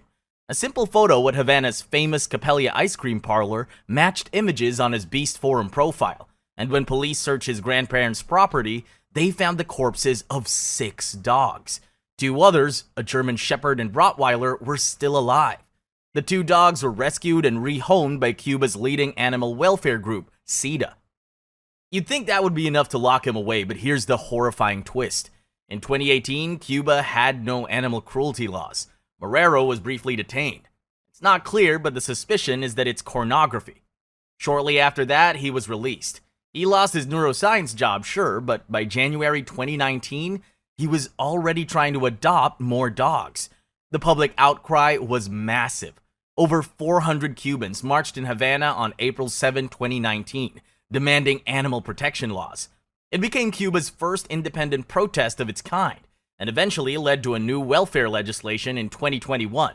But none of that applied retroactively to Marrero, and now his whereabouts are unclear. Quantum Kitty. His name was Sean Patrick Crazy, but online he called himself Quantum Kitty. On the surface, he was just another gamer fur, posting casual videos and hanging around Telegram servers. But behind the scenes, Craze was hiding a life that would land him 7 years in prison. Craze was a former U.S. Marine from Virginia who, after leaving the service, leaned into the online world. He built a persona, a blue cat named Quantum Kitty, and got involved in furry and Therian groups. But unlike most, he wasn't just role-playing. He openly identified as a zoophile. On a 2021 pro-zoophilia podcast called Zooier Than Thou, he argued animals could consent through body language. It made people uncomfortable then, but no one realized just how far he was going in real life. The cracks showed when his former friend exposed him in late 2021. Screenshots revealed Craze bragging about abusing his own puppy, sending bestiality videos to minors, and even admitting to necrophilic acts with a deer carcass he found. Neighbors later reported a foul stench coming from his property, which made sense when investigators found animal remains in his fridge. Police raided his house in June 2022. They uncovered hard drives full of graphic videos, footage of him with his dog, with a deer carcass, and chat logs where he bragged about distributing these clips. Metadata linked the files directly to his devices. It was undeniable. By August 2024, Craze was in Roanoke County Circuit Court, pleading guilty to distributing obscene material, intent to distribute, and 2 counts of aggravated animal cruelty. He was sentenced to 7 years behind bars, ordered to register as an adult offender, and his abused puppy was rehomed. The community's response was swift. Fur Affinity banned him, furry forums condemned him, and even the podcast that once gave him a platform went into hiding. Snake Thing and Dog Dude. In 2016, 2 names, Snake Thing and Dog Dude, became tied to one of the worst animal cruelty cases the furry community has ever seen. Snake Thing was Levi Simmons, a legally blind furry from Everett, Washington. Dog Dude was Timothy Morasso, a 64-year-old with decades of zoophile history and a reputation for sadism going back to the 1990s. The 2 met up after buying a 12-week-old puppy off Craigslist. They took it to Motel 6.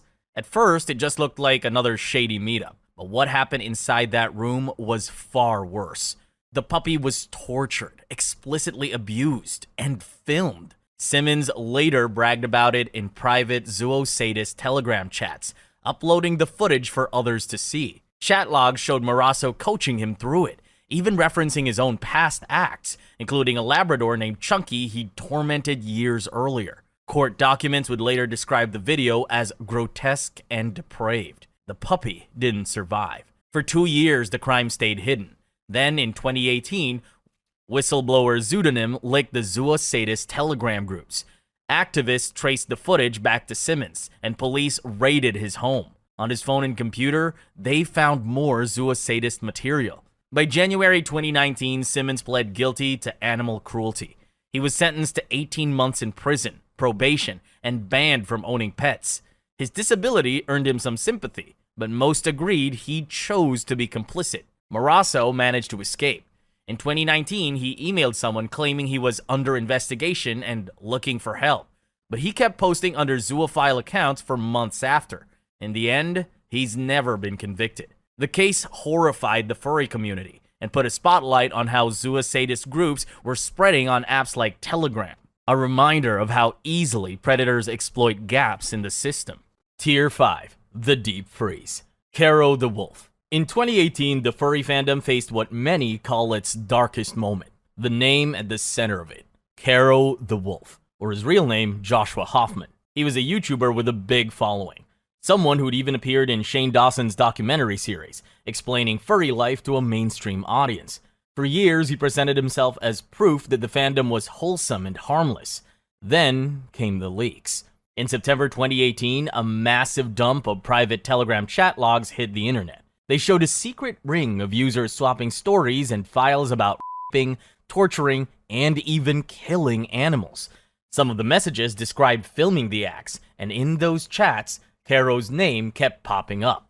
The reaction was immediate. Reddit threads blew up. Furry news outlets reported that Kero had been outed as both a zoophile and a necrophile. YouTubers made breakdown videos comparing him to the O.J. Simpson of the furries, accusing him of trying to gaslight the public into thinking he was innocent. Kero's defense was shaky from the start. At first, he said he'd explain everything. Later, he insisted the logs were faked or taken out of context. When confronted with photo evidence, like an image where a tattoo matched his own, he claimed it proved nothing. In 2021, he even uploaded a video titled My Side, where he admitted police had searched his computer but stressed that no charges were ever brought. Not because he was cleared, but because investigators didn't have enough evidence to make a legit case. And that's where it ended. Despite the leaks, outrage, and police interviews, Kero has never been criminally charged. The case showed how hard it is to prosecute online animal cruelty. Even with anonymous chat logs, leaked screenshots, and disturbing content, it's rarely enough to move through court. Carpet sample. Every fandom has its oddballs, but in the furry scene, one name sticks out for how bizarre and unsettling his reputation became. William Clark, better known as Shadow Wolves, or more mockingly, Carpet Sample. The nickname came from his fursuit, which looked like it was stitched together from a pile of random stuffed animals, a patchwork creation that made him instantly recognizable at cons. Shadow Wolves wasn't just eccentric. He openly identified as a plushophile, someone with an adult attraction to stuffed toys. In the furry world, where plushies are common props in costumes, that alone might not raise eyebrows, but the stories surrounding Clark pushed things into disturbing territory. Community walks and forum posts have spread claims about his behavior, including allegations that he made inappropriate comments at conventions. For example, he was reportedly banned from Meffet Furmeet for proposing an adult encounter with a fellow furry and her service animal in an elevator. These stories, along with other accusations about his personal action, are online, but still unproven rumors that shaped his pariah status. An anonymous complaint was filed with Bloomington, Indiana's animal control, claiming that Clark was abusing animals and had become an infamous furry content creator. Officials responded that the tip was outdated, as Clark no longer lived in Bloomington, and they found no evidence to support the allegations. That's the tricky part with Shadow Wolves.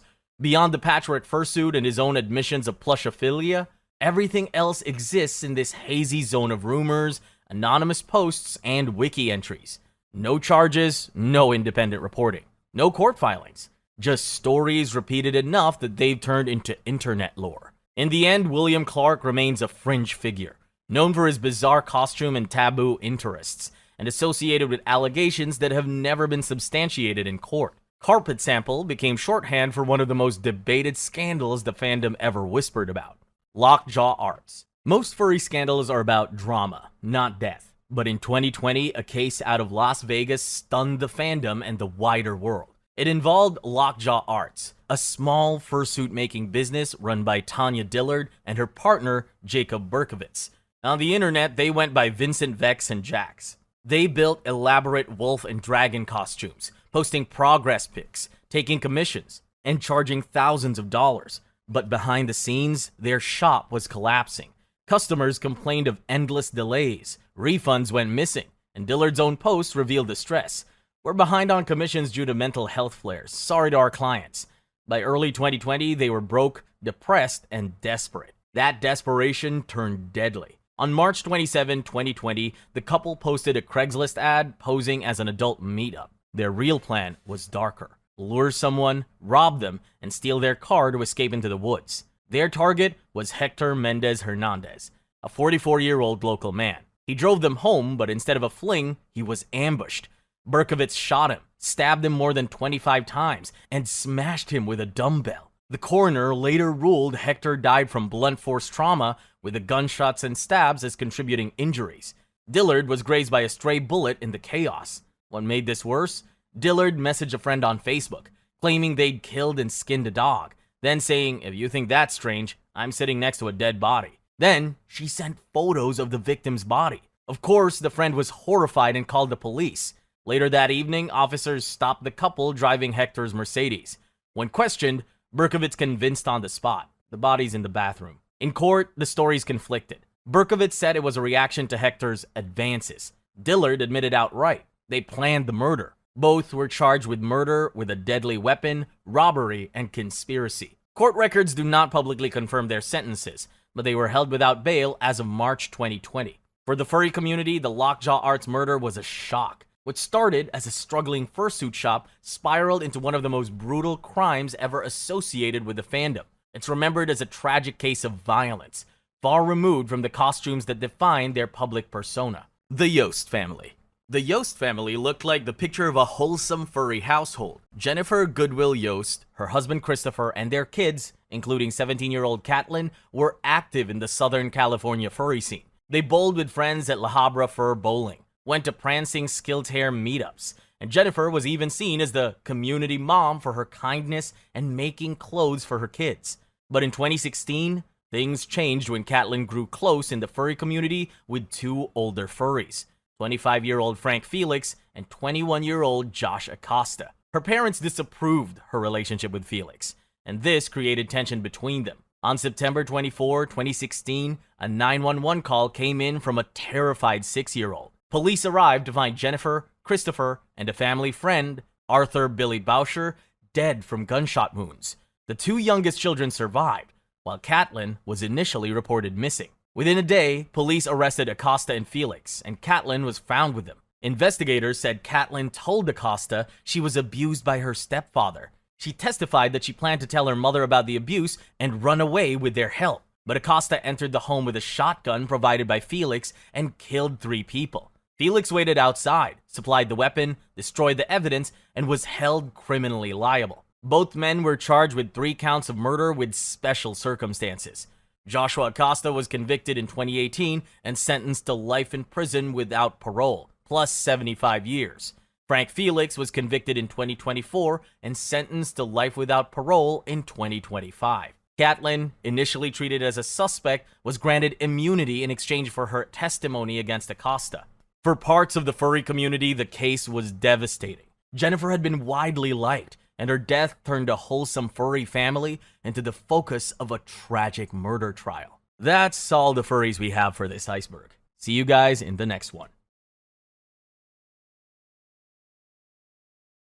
Imagine your kids using a popular chibi game specifically for children. But what you don't know is that just below those cute animations lies a world so disturbing, it started hacker wars, fueled some truly unhinged racist propaganda, and even got the creator tangled up in a weird family-on-family situation. This is the disturbing Gacha Life Iceberg explained. Tier 1. Gacha Heat. Imagine scrolling through your kid's tablet and seeing a wide-eyed cartoon character suddenly start doing things no child's app should even know exist.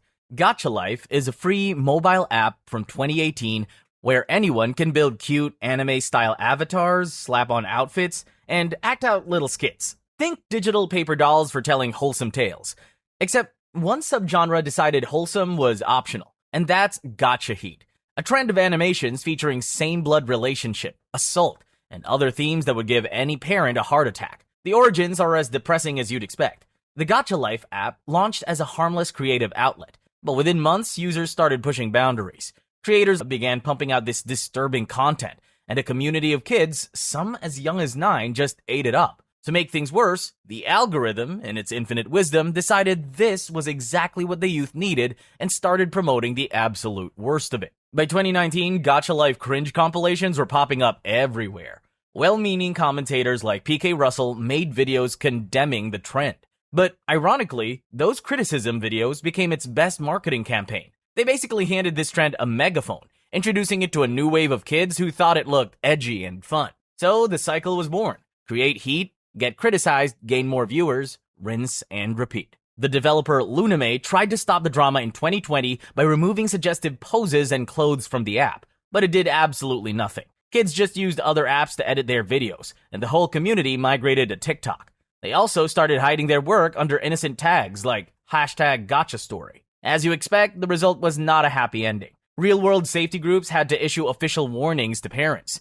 You can actually find posts online from parents who caught their 9-year-old watching animated NSFW scenes featuring these cute chibi characters. Meanwhile, YouTube's moderation seems to have the whole thing backwards. A video showing explicit content can get hundreds of thousands of views with no age restriction, but a video explaining why gacha heat is dangerous will get flagged and buried. Today, the gross content is still there. The apps are still full of kids, and the people in charge don't seem to know how to fix it. It's a perfect example of the internet failing to protect children from themselves. Cyberbullying. If you thought the explicit content was bad, that's just the opening course. The real heat of gacha life community is bullying. And it's not just kids messing around. There's a full-blown digital war where they dox each other, send death threats, and sometimes even fake their own deaths for attention. It's the kind of chaos that makes reality TV look calm. The trouble usually starts with something small, like a fight over an original character, or someone's video being called cringe. But then it escalates, fast. Take the case of 11-year-old BB Berry, for example. She was caught drawing some inappropriate art of her own characters. The community didn't approve of her behavior, and their way of showing it was to go full scorched earth on the kid. They doxed her, hacked her channel, and sent so much hate that she flaked being depressed for sympathy. But that backfired spectacularly, and she was eventually chased off the internet for good. Then you have the infamous cases like Sweet Lemons and Kyla Gaming. Their strategy was simple. They target someone to bully, but when they got called out, they faked their own deaths to make their victims feel guilty. As if faking deaths isn't bad enough, the community has a real talent for attracting predators. There's grooming scandals with creators like Len Totally, who targeted a 15-year-old fan, and Hatsumi Ro, who threatened to take her own life to manipulate a 14-year-old. We'll get deeper into these stories later on Tier 2. The consequences of cyberbullying are very real, especially for the victims. In one case, an 11-year-old was targeted and harassed for years. He got messages mocking his dead father, threats telling him to hurt himself, and fake accusations of being a pedophile. As usual, the platform's response was disappointing. YouTube gave him strikes for his rants against the bullies, putting his channel at risk while his harassers faced no consequences. There are even darker, unconfirmed reports of a 12-year-old who actually took their own life after getting flooded with death threats for being a gacha kid. The through line is always the same. A minor gets targeted on, the community reacts with explosive rage, and the platforms do little to nothing to stop it. Missing devs. What if I told you the biggest mystery in the Gacha Life universe isn't buried in the community at all? It's Looney, the guy who created it. Looney started making simple anime games back in 2012 and struck gold with Gacha Life in 2018. For a while, he was everywhere, engaging with fans, posting updates, and running things like a one-man studio. Then, around 2021, he pretty much vanished. The internet, being the internet, immediately jumped to the most dramatic conclusion possible. Looney had been arrested. The story went that he was being held responsible for all the gacha heat content his users were making. And, of course, the longer he stayed silent, the darker the rumors got. Accusations started flying that he was a predator, though the evidence was shaky at best. Screenshots with no source, a gender-swapped character, and vague claims about Discord chats that no one could verify. It got so bad that a fan site actually published a full article reviewing the rumors and basically said there was nothing to them. But in a community full of kids, logic doesn't always stand a chance. Then, in 2023, Looney suddenly reappeared to announce Gacha Life 2. You'd think that would calm people down, but it didn't. Whenever he goes quiet, like the few months he slowed down in mid-2024, the same chorus starts up again. Where is Looney? Followed by accusations that he's abandoned the games or lied about updates. It wasn't until 2024 that Looney finally addressed the whole thing in an interview. He said he took a break because he was completely burnt out. The constant updates, community backlash, and personal stress during COVID had worn him down. And really, that explanation made sense. It was just not as entertaining as a made-up prison sentence. The funniest part of all of this is that the official Luname social media accounts were posting the whole time. The company never actually disappeared. People just ignored that part because, well, it ruined a good mystery. Miss Chocolate. Most creators don't want controversy, but Miss Chocolate, better known as Nahima Rahman, seems to actively hunt for it. Gacha tubers are creators who use the Gacha Life app to make little anime-style videos, memes, skits, short stories, that kind of thing, and post them on YouTube. With over 1 million subscribers, Miss Chocolate is one of the biggest names in the scene, and also one of the most controversial. She built her brand on a character she voices that's cocky, dim-witted, and playfully violent. And as you'd expect, her videos are filled with abuse, murder, and plenty of blood, usually without a single trigger warning. Her real talent, if you can call it that, is in thumbnail design. She has a real eye for the unsettling. One of her thumbnails shows a white figure staring at a female figure's breast as she takes a picture, while another features a character with an ahegao expression for a video about fish eating sand. The most disturbing one showed her pulling a chain like a noose around a suffocating figure to celebrate hitting 900k subscribers. Her content got so disturbing that she's been repeatedly accused of racism. In one video, she stereotyped Chinese culture by dressing a character in a traditional Hanfu for no reason. In another, she depicted the USA with a police officer pointing a gun at someone carrying pride flags. She's also been called out for altering characters' skin tones mid-video, making them lighter, which viewers rightly labeled as racist. But why stop there? She also has a habit of trivializing serious trauma. She made a meme about a boyfriend dying, joked about COVID-19 after a creator revealed his parents died from it, and, most infamously, capitalized on the death of popular Minecraft YouTuber Technoblade with a deeply disrespectful video. When confronted, her strategy is simple: run. The community memes her as a track star for how fast she avoids accountability. She dismisses critics as ranters, makes videos mocking them, and rarely offers a sincere apology. In early 2022, she posted a video of her character trying to hang herself after failing a test. It was fully animated, complete with blood effects and graphic detail. She claimed it was just a way to show off her blood-drawing skills.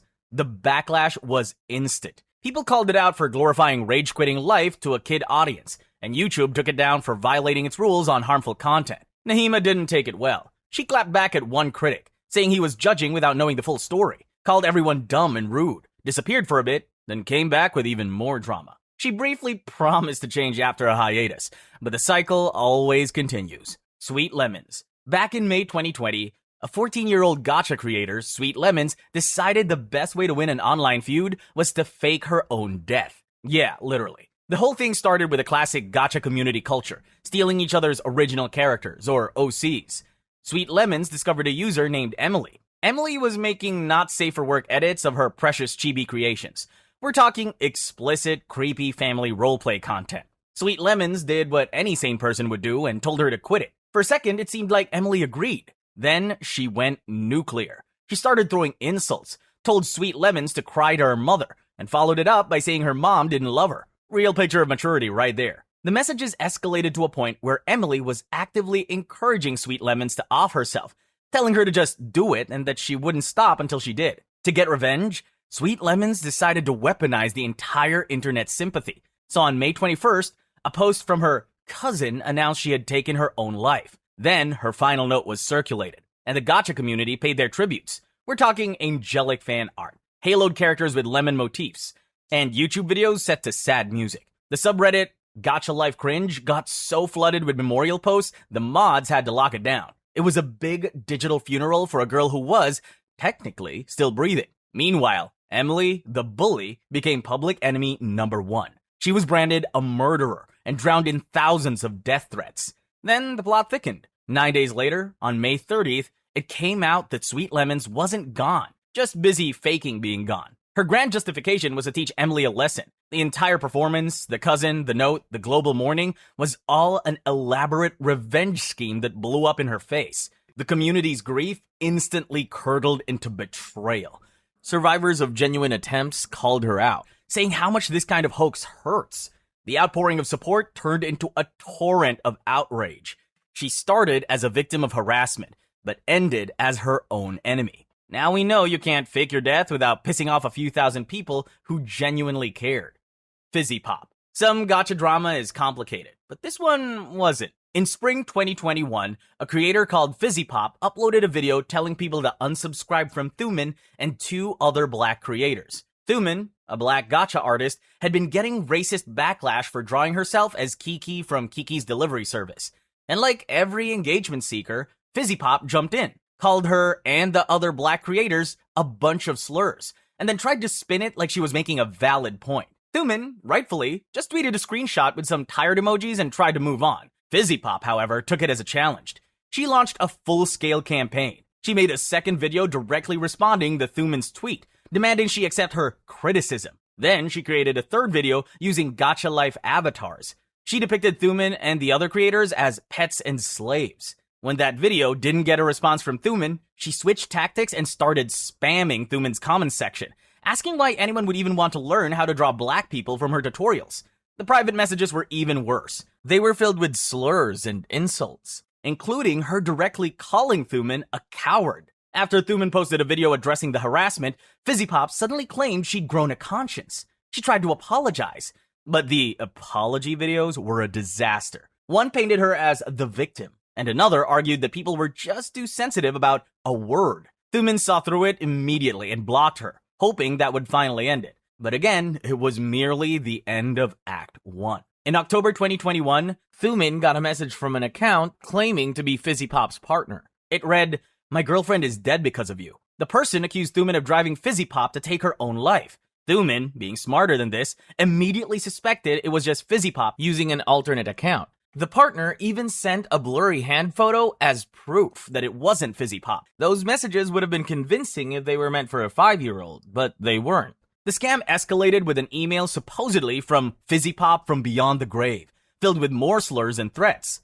This finally pushed Thumin to make a video in March 2022 that laid out the entire timeline and garnered over 1 million views. So what's Kpop's reaction? She staged a fake hack of her own channel to expose her own racism. Then she officially returned in a video and casually admitted she faked her own death because she was bored. She even updated her channel bio to announce that her apologies were fake and her racism was real. Charlotte May. At this point, it probably seems like the unsupervised kids making videos were the whole issue. But turns out the mess started from the creator himself. Charlotte May is a recurring character in Looney's games, acting as a kind of community manager. Looney, real name Lucas Lee, is the founder and lead developer of Luname, the company that created Gacha Life and many other gacha games such as Gacha Club and Gacha Studio. She's modeled after Looney's real-life sister, and that detail turns out to be pretty important. You'll soon see why. In the 2017 game Gacha Resort, she's dressed for the beach in a striped bikini top, very short denim shorts, and her signature striped stockings. The problem wasn't just the outfit itself, it was the game's resort mode, a mechanic where you built affection with characters by tapping on them. You could tap their head for a cute line, or their nose for a game update, but the system also let you tap other more sensitive areas. Tapping Charlotte's chest would get you a line about her being embarrassed when she's not in her suit. Tapping her crotch prompted her to snap. Touch me again and you're banned. On paper, these were probably meant as joke responses, but this was a game played largely by children, centered on a cartoon version of the developer's sister, which, understandably, sparked questions that really should have been in police reports. Forums like Reddit's Gacha Life cringe lit up with accusations that Looney was objectifying his own sister's self-insert. The combination of the familial connection and the questionable tap mechanics was a controversy waiting to happen. The fact that players could put this same bikini outfit on other, more childlike character models only added more fuel to the fire. And then, the Gacha Heat community arrived to make everything 1,000 times worse. They took Charlotte's preset and used it in their explicit animations. That meant a character, already tangled in a controversy, became the poster child for the community's nastiest creations. It created a feedback loop where critics would point to the fan-made explicit content as proof the original design was predatory. In the end, there were no arrests or victim statements. Just another case of a developer handing kids a loaded gun and acting shocked when it went off. Rosie Closey. So you climb to the top of the gacha world. Everyone calls you the mother of the community. And then one morning, your name is trending on TikTok for all the wrong reasons. That's the situation Rosie Closey found herself in. Things started heating up around 2022 when allegations emerged that she, as an adult, was shipping herself with a 16-year-old character named Luke from her own series. The claims even included some explicit artwork, because apparently that's what mature adults like to do with their free time. As you can imagine, people had a lot of opinions. Rosie Closey and her husband Jason responded to the claims. Their defense basically boiled down to 3 points. First, they said it was all just inside jokes with friends and was never meant to be taken seriously. Second, they argued that since the characters are fictional, the jokes shouldn't be a big deal. And third, they claimed the whole situation was started by a hate group that got banned from their servers and decided to get revenge by trying to cancel her. Their response wasn't a big public video or post. It was mostly comments under other people's videos. So for years, these claims kept bubbling up because there was never a clear dedicated statement from her main channel to address it head on. Just when the scandal was dying down, there was a new subplot: staff mistreatment. Rosie Closey was accused of being mean to staff members on her private Discord server called Mystic Meadow. It got so bad that staff started bailing left and right. One person, known only as Abby, got demoted and didn't take it well, which led to a whole other messy situation. To make things even more entertaining, the main server is now behind a paywall. You need a $5 YouTube membership just to see what's going on. While all this was happening, Rosie Closey was conveniently nowhere to be found, so the blame landed on Jason. When she finally returned, the paywall stayed up, and so did the complaints about shipping and staff treatment. Tier 3. Cleovio. Most creators are fine just making content, but Cleovio wasn't. She built her whole career on controversy and got really good at it. And like most internet disasters, it all started with politics.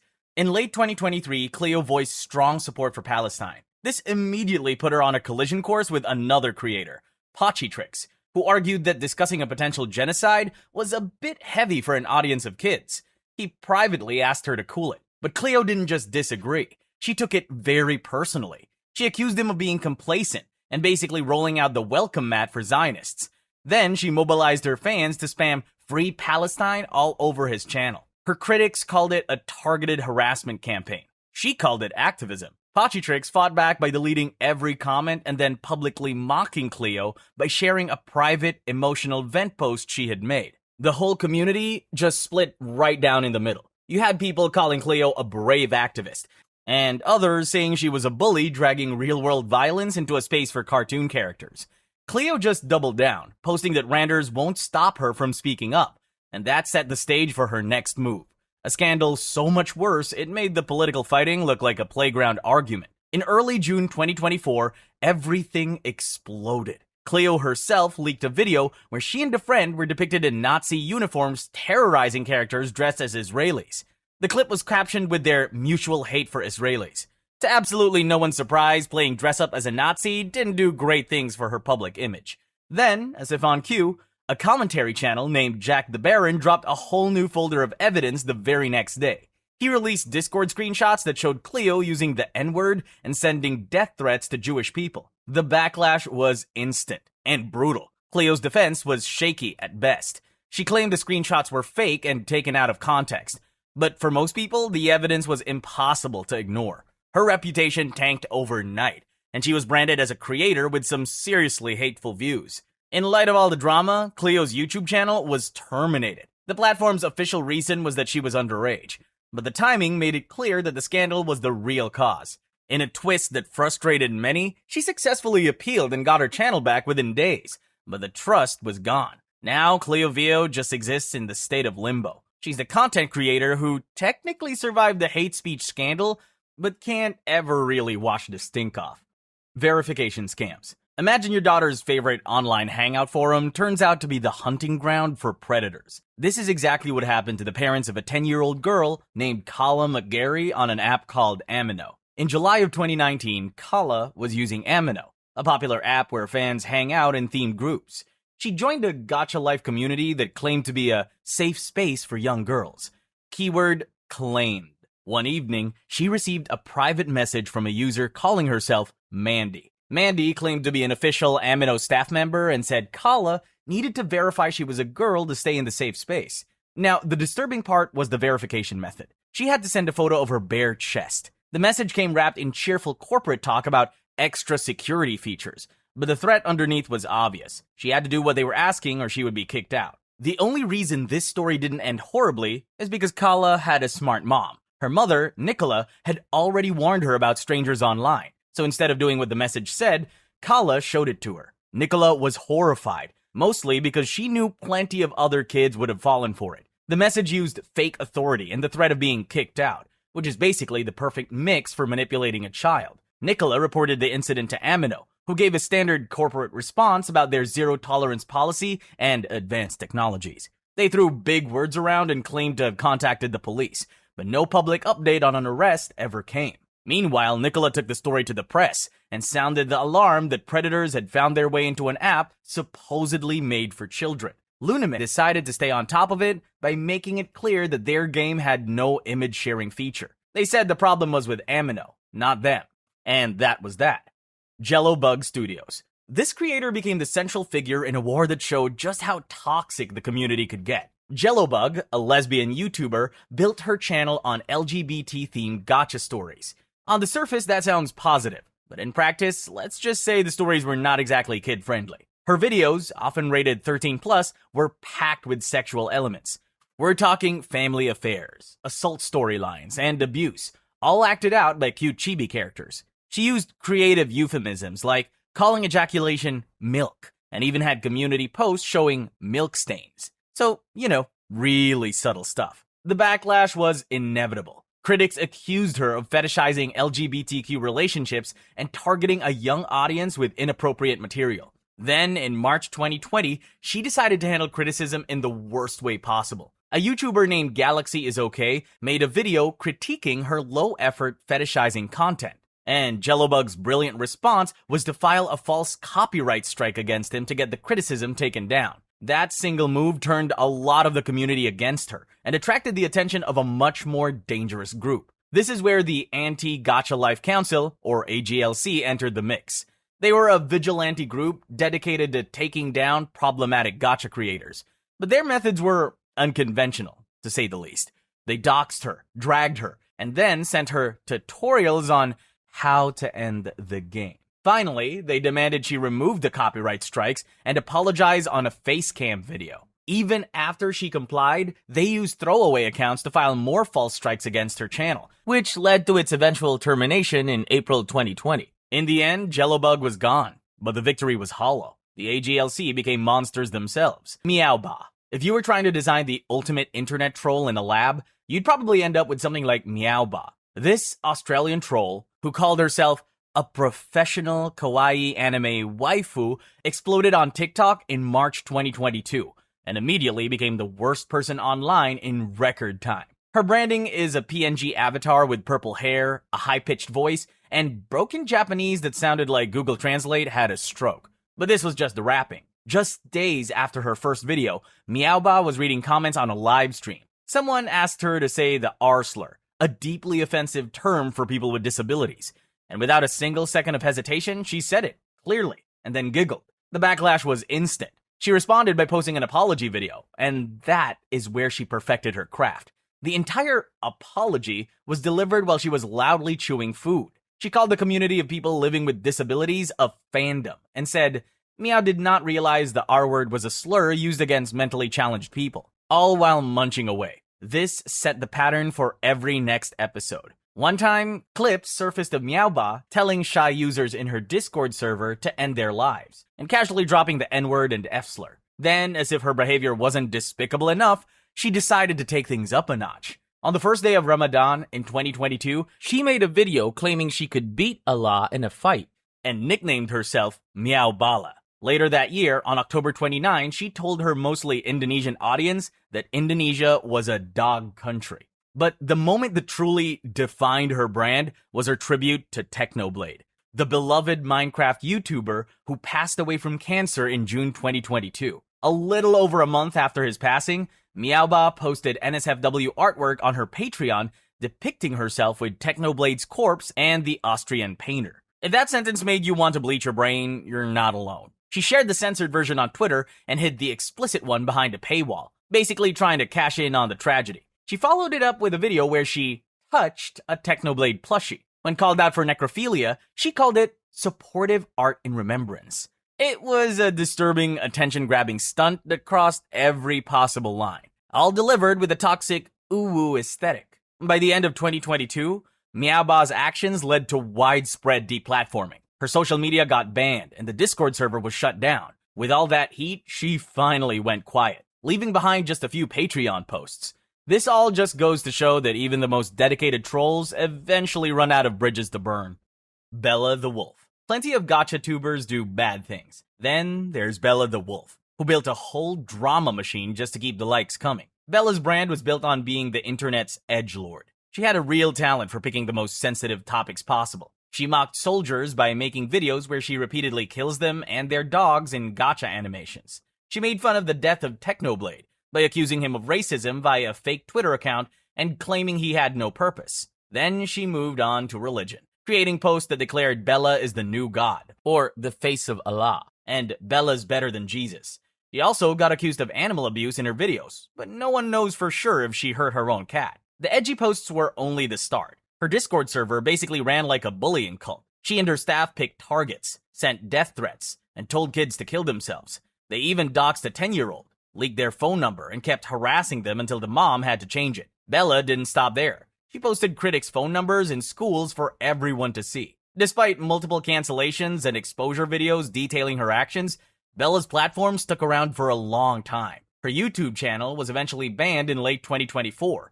Before that, she would post insincere apology videos, and then continue her behavior, treating the entire cycle as a game.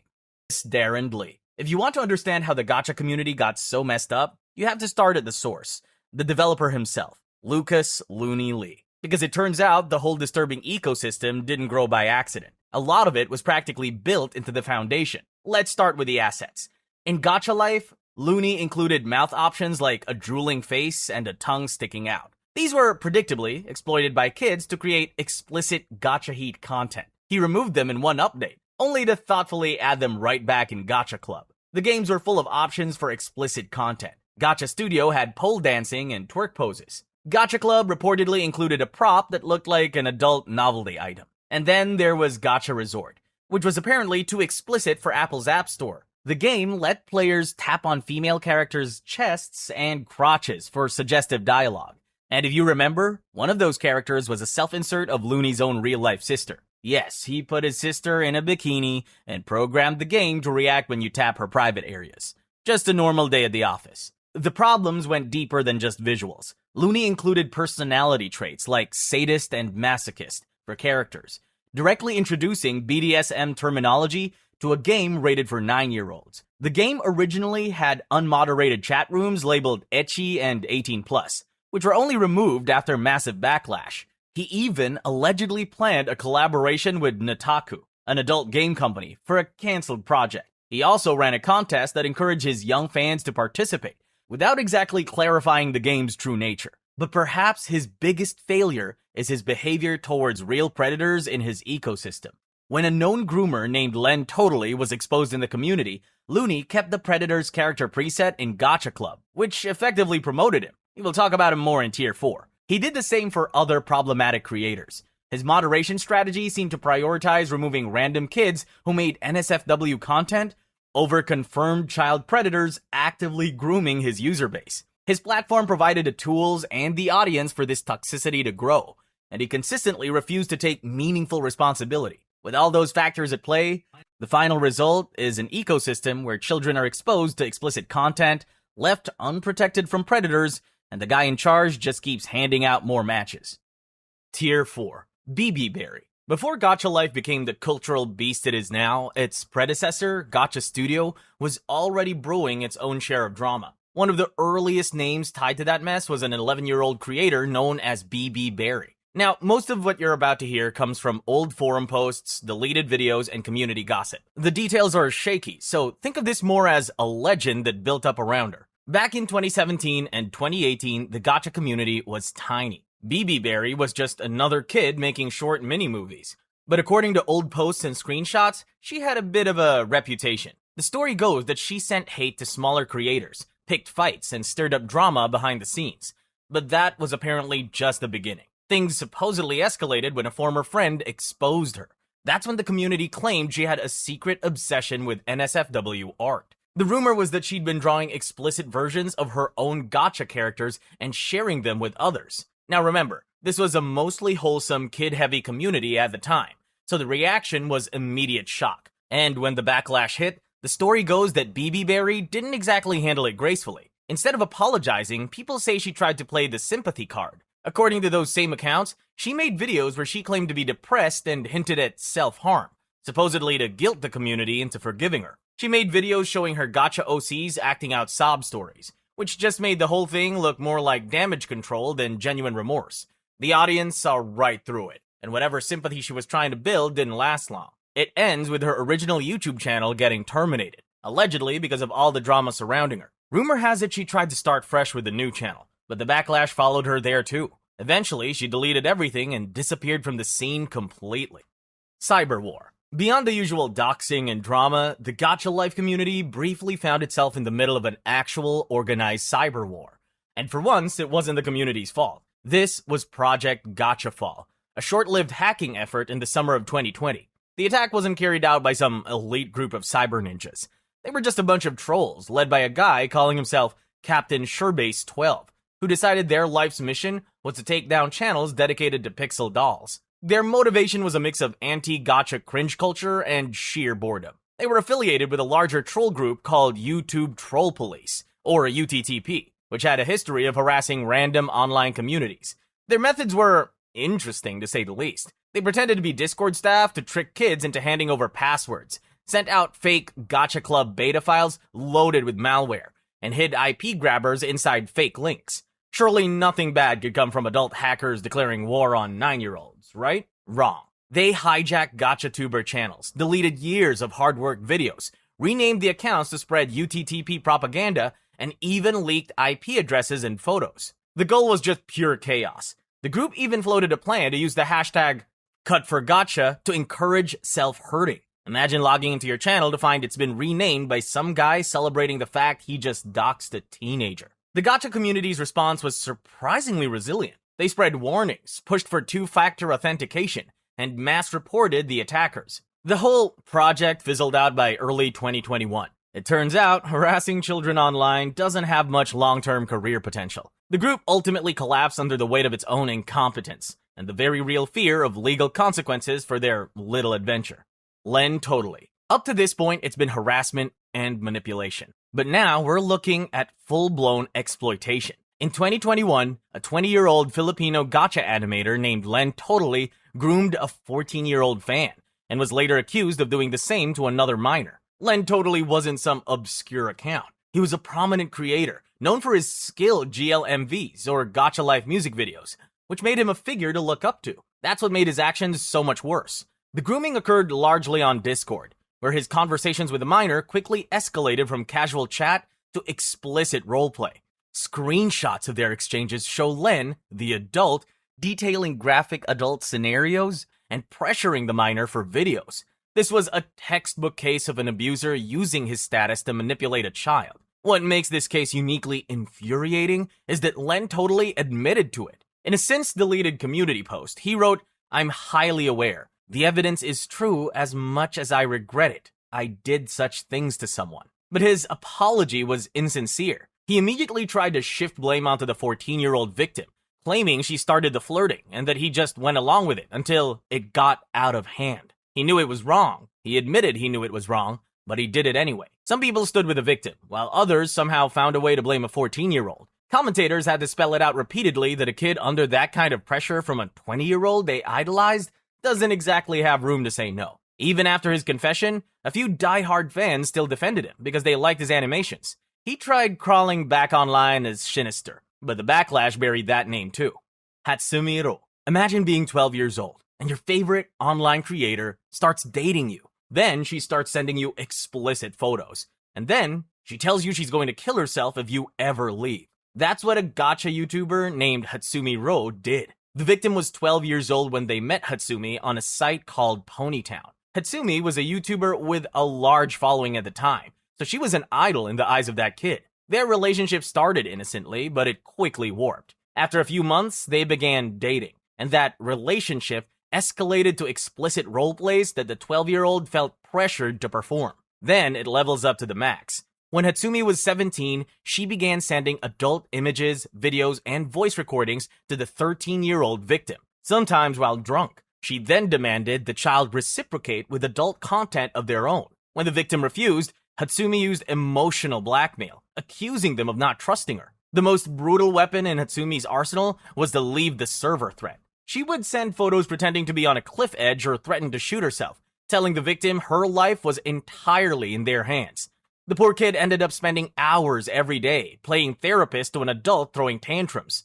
They were terrified that if they left, she'd actually do it, and they'd have to live with that. Even when they finally escaped years later, the manipulation didn't stop. Her last messages were the same old routine: guilt trips and emotional traps. Her old friends say they were just as tired of being used as stand-in counselors for her non-stop crises. The entire case is a masterclass in how predators could weaponize a child's empathy.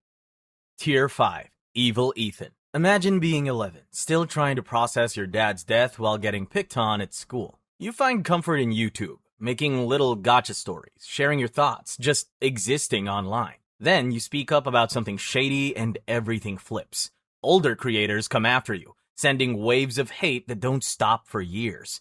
All of this is laid out in a 90-page Google Doc titled The Evil Ethan Chronicles.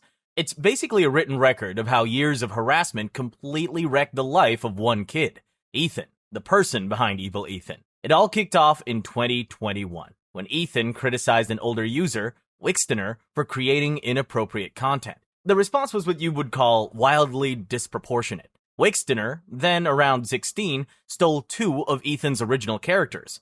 She then created a video series shipping these characters in explicit and creepy family relationship scenarios.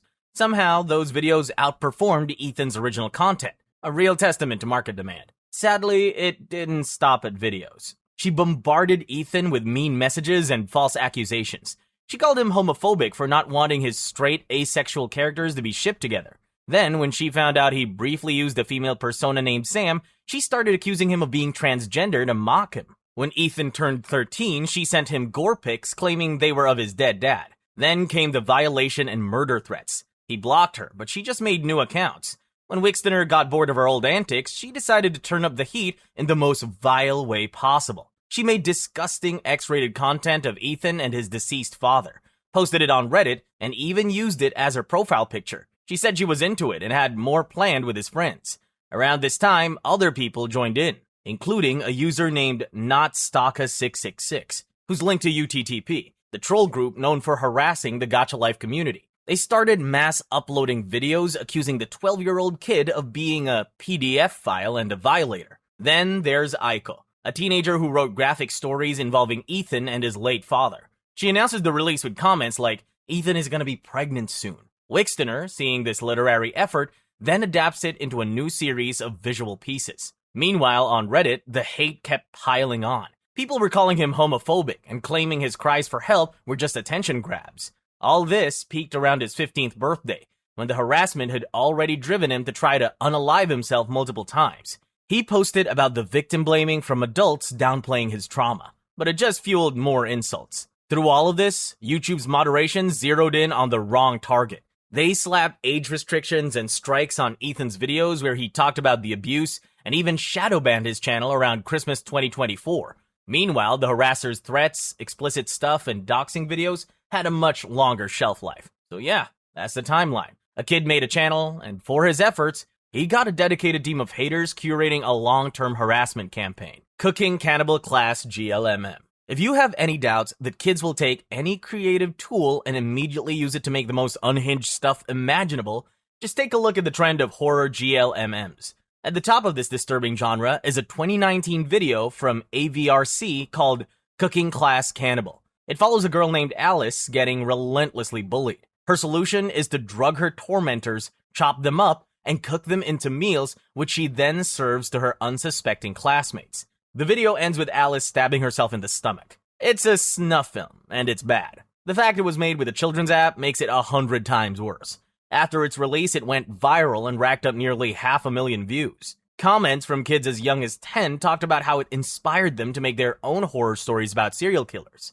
Then, a wave of similar violent GLMMs started to pop up, complete with cannibalism and unaliving, all created by and for a preteen audience. Then, the video went missing. In late 2020, YouTube finally terminated the creator's channel for terms of service violations. Just like that, Cooking Class Cannibal became lost media, a ghost story within the community. But that's not where the story ends. In 2023, the original creator appealed, and YouTube restored the video. It was back. More importantly, it had spawned a cottage industry of remakes. Other users started uploading their own versions of Cooking Class Cannibal, sometimes with alternate endings where the police show up instead of her taking her own life. These remakes toned down the gore just enough to slip past YouTube's filters, but they kept the core themes of murder and cannibalism completely intact. Parents on sites like Common Sense Media tell stories of their kids having nightmares after stumbling onto this content. Safety guides from companies like Custodio explicitly warn about these violent horror GLMMs normalizing extreme violence for young viewers. The platform's response has been a confusing mess. The original video was deleted, then restored, while countless imitators remain online. Delete one head, and two more pop up in its place. Roro-chan. You can't talk about the dark side of the Gacha Life community without eventually stumbling into the story of Roro-chan. Roro-chan was a live streamer starting around 2012. She was shy, anxious, and famously hid her face with a pink cardboard box during broadcasts. She'd sing, play piano, and chat softly. But her online persona had a dark, edgy side. She used titles that hinted at mental health struggles, and at some point, she started performing dangerous stunts for her audience. She'd stand on her high-rise apartment roof ledge or dart into traffic, and the chat loved it. Majority of the comments actively encouraged her. They told her that if she got hurt, she would become a legend. It was basically a live audience cheering on a tragedy in real time. This all came to a head in the early hours of November 24, 2013. Roro-chan started a stream from the emergency landing of her 13th floor apartment. For several minutes, viewers watched her pace on the balcony, panicking and apologizing. Some begged her to stop. Others treated it like a finale. Finally, she apologizes one last time, climbs the railing, and jumps. The camera tumbles, cuts off, and then silence. A newspaper delivery person found her body minutes later, and not long after, she was pronounced dead. The police found no note. Her family was blindsided, and the motive that pieced itself together was somehow even more bleak. She wasn't just trying to escape pain. She was chasing a dramatic, legendary status she'd never even get to see. Clips of her final stream spread through Japanese forums before eventually leaking into the Gacha fandom. And of course, the Gacha community got involved. A user named Gacha Dove Roro created skits mocking Roro-chan's tragedy and other real-life tragedies for cheap laughs. This sparked a mini-war within the community, with other creators executing this user's Gacha avatar in videos until they were chased off the platform. Roro-chan's tragic death and what happened afterwards is proof that the internet's need for content doesn't stop, not even when someone dies for it.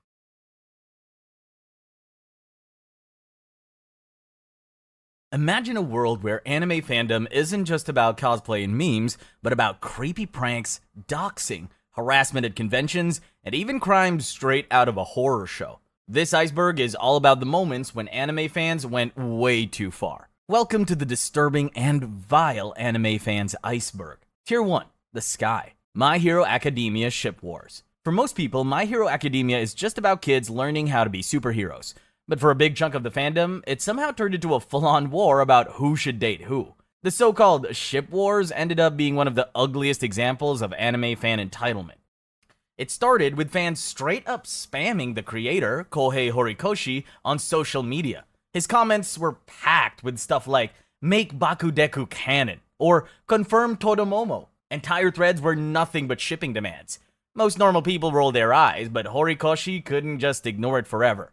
By 2020, after getting harassed non-stop, he ended up shutting down his Instagram completely. And then the accusations started flying. Some fans claimed he was queer-baiting, especially when the manga wrapped up with a big heterosexual couple becoming canon, instead of one of the same-sex ships people were rooting for. They threatened boycotts, acting like he owed them their fantasy romance.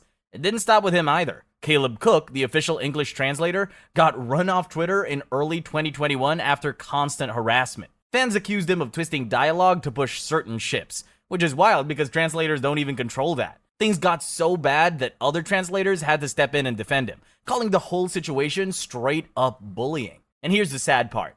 My Hero Academia isn't even a romance series, but a loud minority twisted it into a battlefield, chasing away creators, translators, even voice actors with their toxic behavior. Attack on Titan, Isayama doxing. Back in 2013, Attack on Titan wasn't just blowing up as an anime.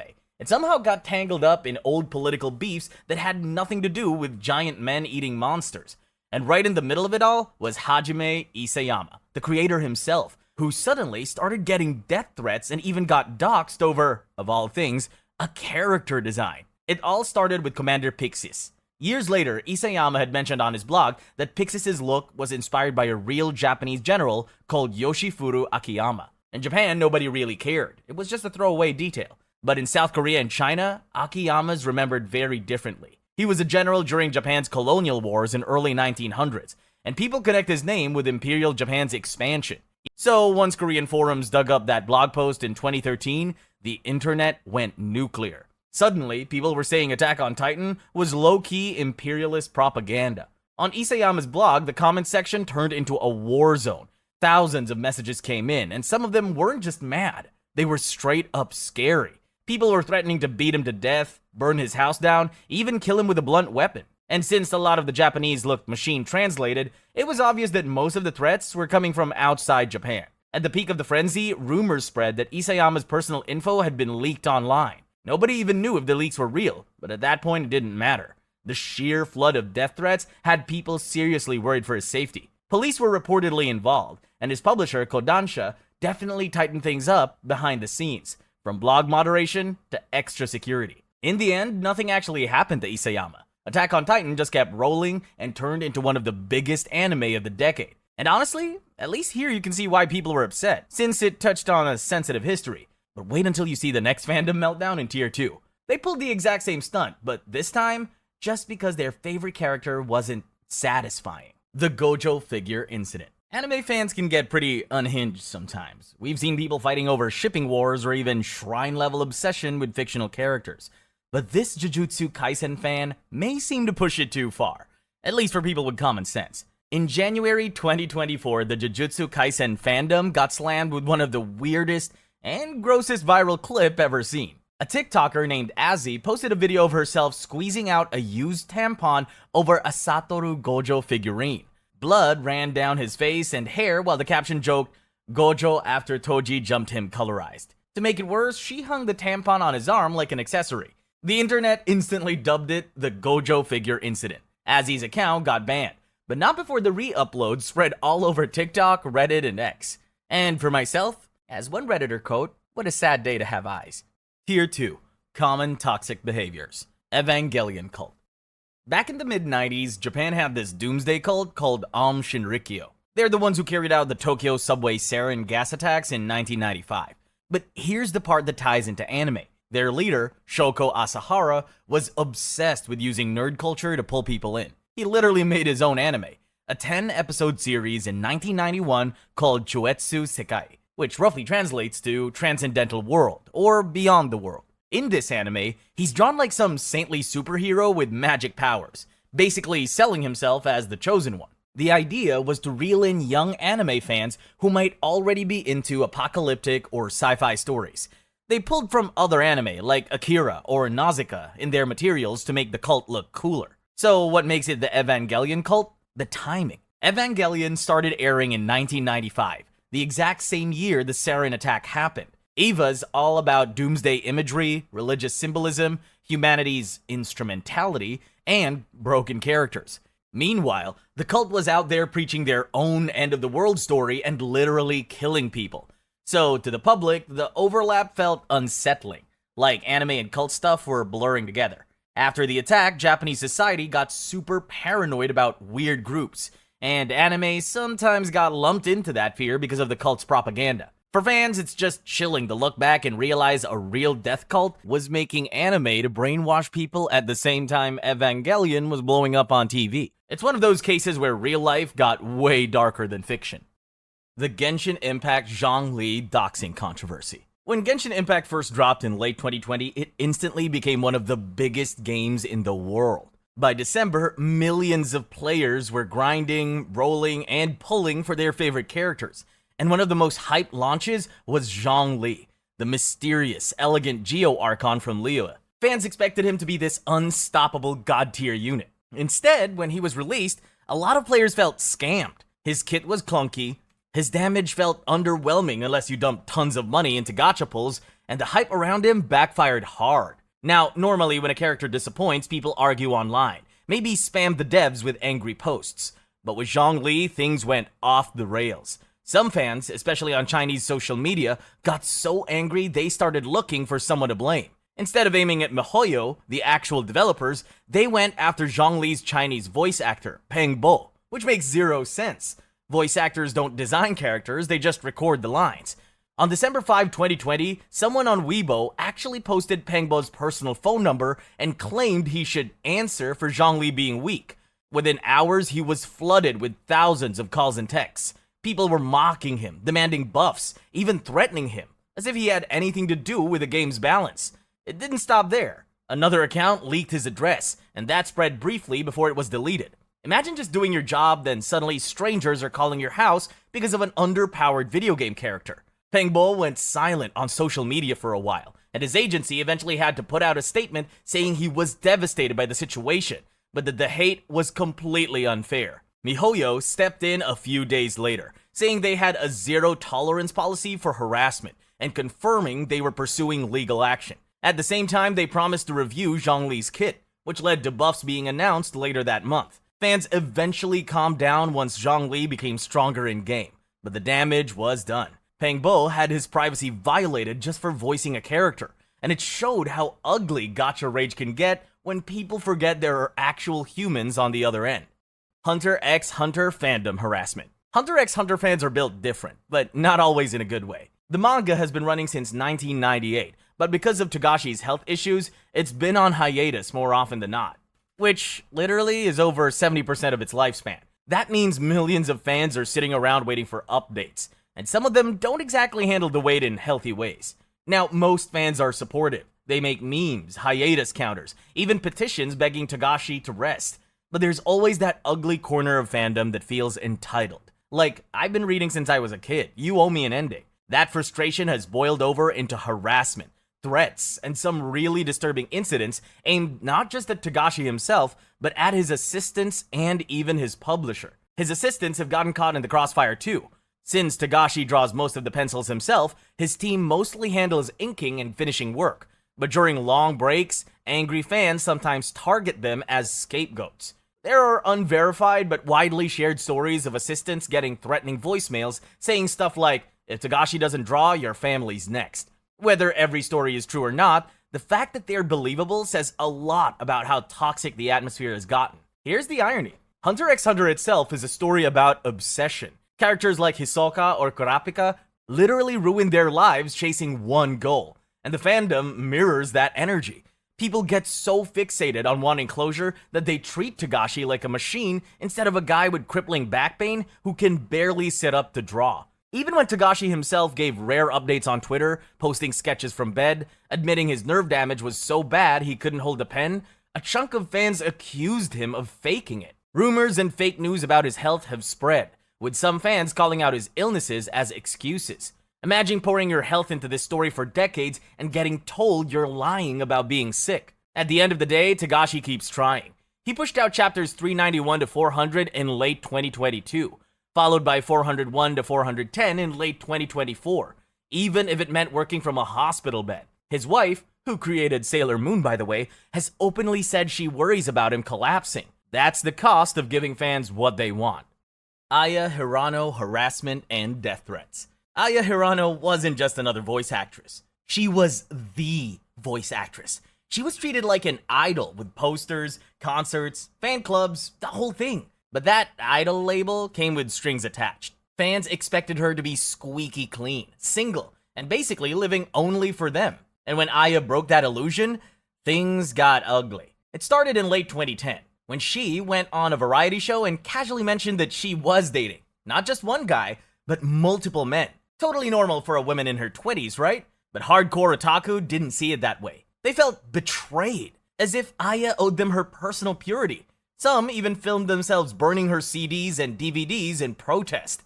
And then things snowballed. In early 2011, rumors started flying on Japan's massive message board, 2chan, that Aya had been sleeping with members of her backup band. At first, it was just gossip, but a few months later, the tabloid Bubka dropped actual photos, and that blew the lid off everything. For a fanbase already teetering on obsession, this was the breaking point. Petitions demanded she be removed from anime projects, like Kizumonogatari. Others sent her graphic hate mail, and then came the death threats.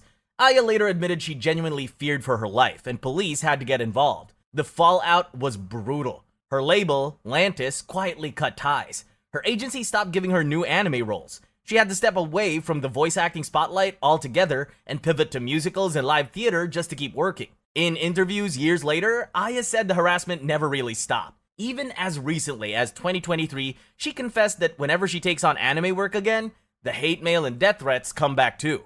Tier 3. Shallow Waters. Pokemon Epilepsy Incident. On December 16, 1997, kids across Japan were watching Pokemon Episode 38, Deno Senshi Porygon. Halfway through, Pikachu fires off a lightning attack to destroy some missiles, and the screen flashes with this rapid red-blue strobe. It looked cool in the storyboard, but on TV, it was basically a weapon. Within seconds, many kids started collapsing with seizures, vomiting, and convulsions. By the end of the night, around 685 children were hospitalized.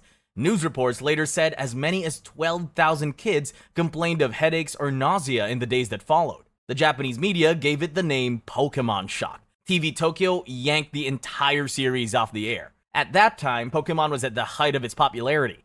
Trading cards, merch, video games, you name it. And suddenly, the anime went dark for 4 months. That episode was never broadcasted again, never released on DVD, never dubbed overseas. To this day, it's locked away like some cursed film reel. The scandal even tanked Nintendo's stock price, knocking it down a couple points overnight. Police questioned the producers. Japan's health ministry held emergency meetings. And from then on, anime and video games had to start slapping seizure warnings at the beginning of their shows. If you've ever seen that little viewer discretion flashing lights notice before an anime episode, this is why. And here's the wildest part. Doctors later figured out that while the first wave of cases was real photosensitive epilepsy, the second wave was a mass hysteria. Basically, many kids made themselves sick because they were scared they might be sick. The human brain is wild. Death Note threat list. In October 2015, at Nashua High School North in New Hampshire, a student was caught with a literal death note. Yes, a death note. Because on the inside were the names of his 17 classmates, each with dates and disturbingly detailed death methods. Basically, a hit list styled after the anime where writing someone's name literally kills them. As you'd expect, once word got out, parents freaked. One mom straight up compared it to the warning signs of a school shooting and said, "I refuse to take this lightly." And honestly, who can blame her? If you hear your kid's name is on a death list, you're not just brushing that off. The school jumped on it fast. Teachers found the notebook, called the cops, and within hours, detectives were on the case. Parents got an emergency meeting with the superintendent and police chief, who reassured them that there was no ongoing safety issue. Still, a lot of kids were scared to even show up the next day, and counselors were standing by in case students needed to talk it through. After digging in, investigators concluded there wasn't actually a murder plot. The student had written the list more like edgy roleplay than a blueprint for violence. Police even said no crimes were technically committed, so no charges were filed. The student did face school discipline, though the details stayed private. The Death Note books themselves weren't banned, and they're still sold everywhere. But teachers definitely used the incident as a cautionary tale. Just because it's fiction doesn't mean you can mimic it in real life without consequences. But hey, at least this one was just people messing around. Because there's a Death Note case out there that actually led to real deaths. And the deaths were pretty disturbing. We'll get to that in Tier 4. Animator death by overwork. Okay, this one's rough. The anime industry's grind culture has gotten so bad that it literally cost people their lives. And it kinda pulled back the curtain on just how brutal things are behind the flashy shows we binge. Take A1 Pictures, for example. They're the studio behind hits like Sword Art Online and Your Lie in April. In 2010, one of their young production assistants died by suicide. Later, it came out that he'd been diagnosed with depression caused by insane overwork. We're talking more than 100 hours of overtime in a single month. The death was officially ruled connected to his working conditions. And sadly, that wasn't some one-off tragedy. Fast forward to Madhouse, the studio that gave us One Punch Man and Death Note. They ended up in a scandal too. One production assistant literally worked 37 days in a row without a single break, racking up 393 hours in 1 month. Japan's Labor Bureau had to step in and slap Madhouse with a corrective order for violating labor laws. Fans were horrified, calling out studios for treating animators like disposable machines. But unbelievably, there were still people trying to spin it as some kind of honorable sacrifice, like he died doing what he loved. Industry veterans and sane people clapped back hard at that take. This wasn't noble, it was exploitation, plain and simple. And it really forced fans to sit with an uncomfortable truth. The shows we love come at a cost. We want constant, high-quality anime. Studios promise impossible deadlines, and the young animators, who are already paid shockingly low, get pressured to never say no. The Ghibli Park statue scandals. So in 2023, Ghibli Park was supposed to be Japan's new family-friendly paradise. But within months of opening, the place was making headlines for all the wrong reasons. Why? Because a handful of grown men decided to treat the statues to be objects of their lust. The photos first popped up on X and TikTok. One guy was straight up groping the chest of Marnie, who, if you don't know, is a 12-year-old character in When Marnie Was There. And if that wasn't enough, someone else posed obscenely with No Face from Spirited Away. These weren't hidden away either. They did this in broad daylight, in a park full of families and kids. Of course, the internet went nuclear. It became a new disgrace of how anime culture normalizes the mature treatment of young-looking characters. Even Aichi's governor, Hideaki Omura, stepped in, calling the acts indecent and demanding apologies. And yeah, the guys behind it got doxxed. One lost his job, another publicly apologized, saying it was just a joke. After the backlash, Ghibli Park beefed up security and put out statements begging fans to show some basic respect. Now, if you're thinking, come on, it's just a statue, you couldn't be more wrong, because this same behavior turns way creepier in our next entry. The Comiket 96 cosplayer harassment incident. Comiket is like the Super Bowl for anime nerds. Twice a year, Tokyo Big Sight gets flooded with people in costumes, trading fan comics and snapping photos. In 2019, it hit record numbers. Over 730,000 people crammed in. And if you've never been in Japan's summer heat, you know it's basically like standing in a sauna with a few 100,000 of your closest sweaty friends. Now, cosplay is the crown jewel of Comiket. That year, a Chinese student named All showed up in this mini cheongsam. It's kind of a modern Chinese dress, classy, colorful, and perfect for photos. This was supposed to be her last Comiket before heading home, kind of her big send-off.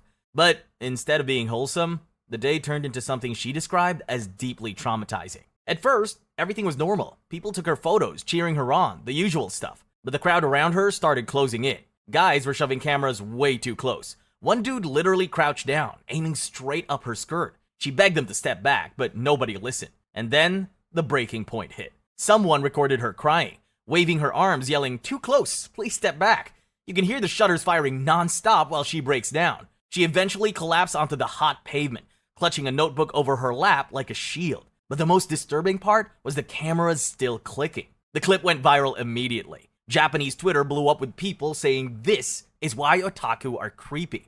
Western cosplayers chimed in too, saying they've lived the same thing at US cons. Some reported that she later said the experience left her shaken, panic-stricken, and questioning whether cosplay spaces are safe at all. Staff eventually broke it up, but not before she was left emotionally wrecked and publicly humiliated. And you know what? Fans who don't know their limits like this are still kinda tame compared to what's coming. Because in our next tier, Tier 4, we're talking about fans who went all the way into serious crime. We'll get into that right after the Jujutsu Kaisen Todo cross-dressing controversy. Imagine being a freelance animator in your 20s, pulling 18-hour workdays just to finish frames, and then waking up to people across the world calling you an infidel. That's what this animator walked into. By the time Season 2 of Jujutsu Kaisen hit screens in 2023, the hype was insane. The Shibuya Incident arc was the manga's crown jewel, and fans were expecting MAPPA to deliver pure peak anime.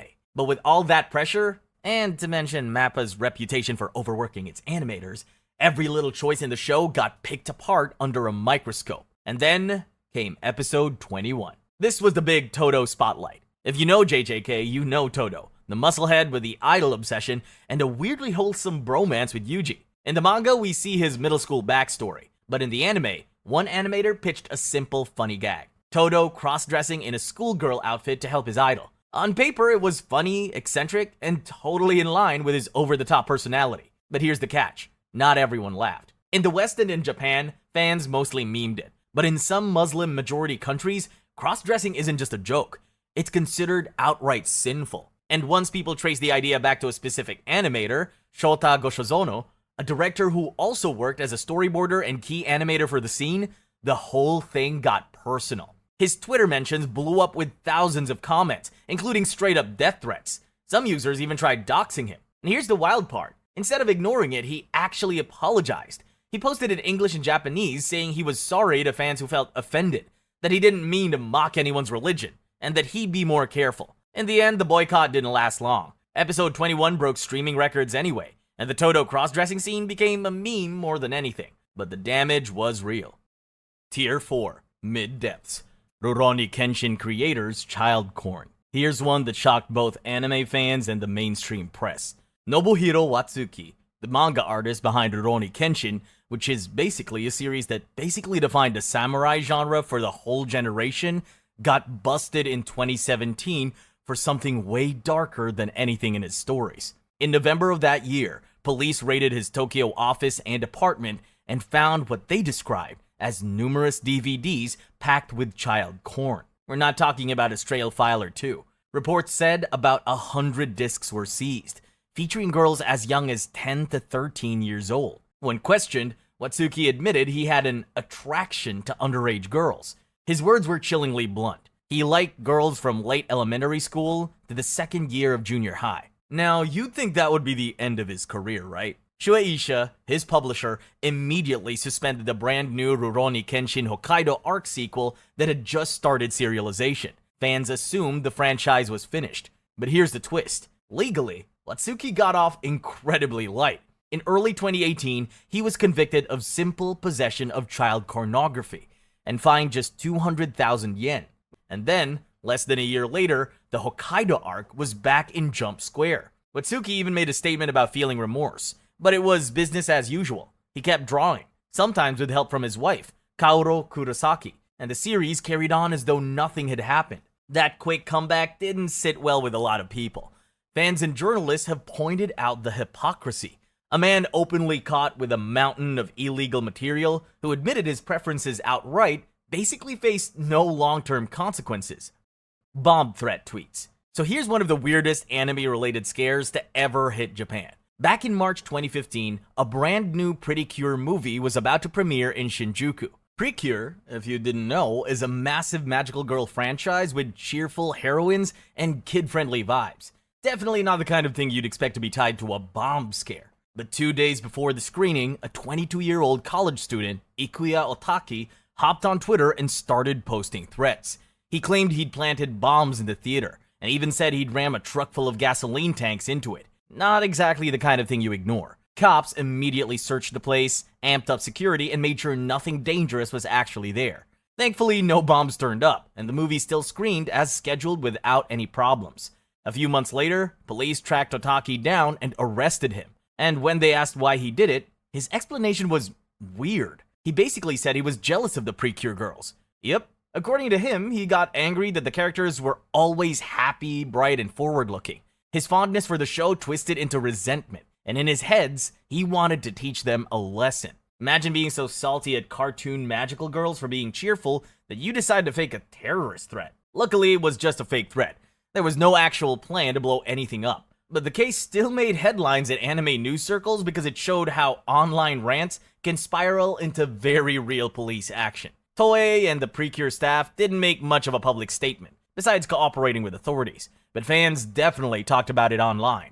Producer exploitation charges. This one hit especially hard because it was a big name inside the anime industry. Koichiro Ito, a film producer credited on Your Name and Suzume, went from working on two of the most beloved anime movies of the decade to being at the center of one of Japan's ugliest scandals. It started in late 2021, when Japanese media reported that Ito had been arrested for child exploitation. He'd met a 15-year-old girl online, pressured her into sending nude selfies, and even paid her about 12,500 yen, or basically $100. Police later said he knew she was underage, and when they pushed him, he admitted he'd done the same thing before. That arrest alone was bad enough, but what came out after was way worse. By early 2024, prosecutors revealed it wasn't just a one-time thing. Ito had a whole pattern of targeting teens. Reports said he'd paid dozens of girls, maybe even over 100, to send explicit photos, perform sexual acts, and let him film it. His case finally went to trial in 2024. He pled guilty right away, which the prosecutors noted, but they still pushed for 6 years in prison. In February 2025, sentencing came down, 4 years behind bars. Less than what prosecutors wanted, but still a clear statement from the court that his crimes were serious. Judges pointed out how he took advantage of their youth and immaturity. Some girls settled with him privately, but the emotional scars were obvious. Counseling was reportedly offered, though Japanese media doesn't release many details to protect their privacy. The fallout in the anime industry was immediate. Director Makoto Shinkai, who had worked with Ito, said he was greatly shocked and publicly expressed sympathy for the victims. Fans of Your Name and Suzume suddenly had to see those titles linked to Ito's crimes, even though the rest of the creative team had nothing to do with it. Still, the association left a stain. Kaoru Kobayashi. In 2004, Japan was shaken by the brutal murder of a 7-year-old girl named Kaede Ariyama. Her killer, Kaoru Kobayashi, was a 36-year-old newspaper delivery man with a long history of predatory crimes against children. On November 17th, he kidnapped Kaede, assaulted her, and murdered her. The crime was so shocking the police launched a nationwide manhunt. Kobayashi was caught at the end of December, sentenced to death in 2006, and executed by hanging in 2013. Now, the crime itself was horrifying enough, but what turned it into an anime fandom scandal was how the media framed Kobayashi. Within days, newspapers started running with headlines calling him an otaku murderer. They pointed out that he watched anime, horror movies, and read adult explicit manga, especially Lolicon, which depicts underage-looking characters. Even though Kobayashi wasn't some hardcore collector, the press painted him as part of a deviant subculture, lumping him in with the infamous Tsutomu Miyazaki case from 1989. That connection was explosive. Politicians and commentators demanded stricter crackdowns on erotic manga and video games. Articles claimed Kobayashi was part of a figure moezoku subculture, obsessed with figurines of young girls, which turned out to be false. He didn't even own those figures. But the narrative already stuck with him. Anime, lolicon, and otaku culture had somehow created a murderer. And that's the part that really stung for fans. Instead of focusing on Kobayashi's long record of explicit violence, the media used the tragedy to fuel a moral panic. Police increased scrutiny of otaku. Officials in Nara pushed censorship laws, and TV shows replayed stories about dangerous weirdos who liked anime. The real-life yandere. If you've watched enough anime, you've probably heard of the yandere trope. The sweet, perfect girlfriend who suddenly goes full psycho if she thinks you're cheating. It's played for drama, sometimes even laughs. But in 2019, Japan saw what happens when that character type shows up in real life. In May 2019, Tokyo police walked into what looked like a horror movie set. A 21-year-old hostess named Yuka Takaoka was sitting in the lobby of her apartment building, but her clothes were soaked in blood, and her boyfriend lay down upstairs with 2 stab wounds in the stomach. But the disturbing part was she didn't even look upset. She told officers, "I loved him so much, I just couldn't help it. After killing him, I too wanted to die." So the guy was Phoenix Luna, a 20-year-old bar host she'd just moved in with 3 days before.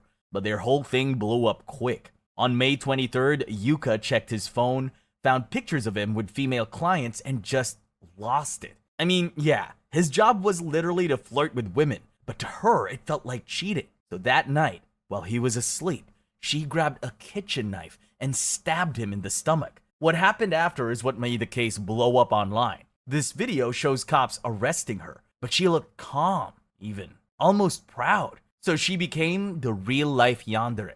Yuka had even cosplayed yandere characters on Instagram before all this, so the comparisons wrote themselves. In court, they even found a note on her phone that was basically a creepy love letter. "If I kill him, it'll be eternal, and there will be no pain after." Luna barely made it. He was in a coma for 5 days and still lives with the damage.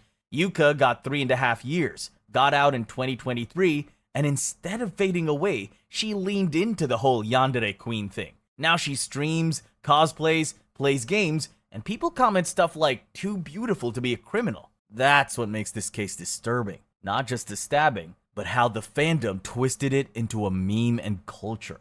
Death Note murder. Back in 2007 in Brussels, some hikers at Duden Park found a torso and 2 thighs laid out between benches. Yep, just the body parts. The skin was shaved clean. The cuts were almost surgical. And next to them were 2 handwritten notes.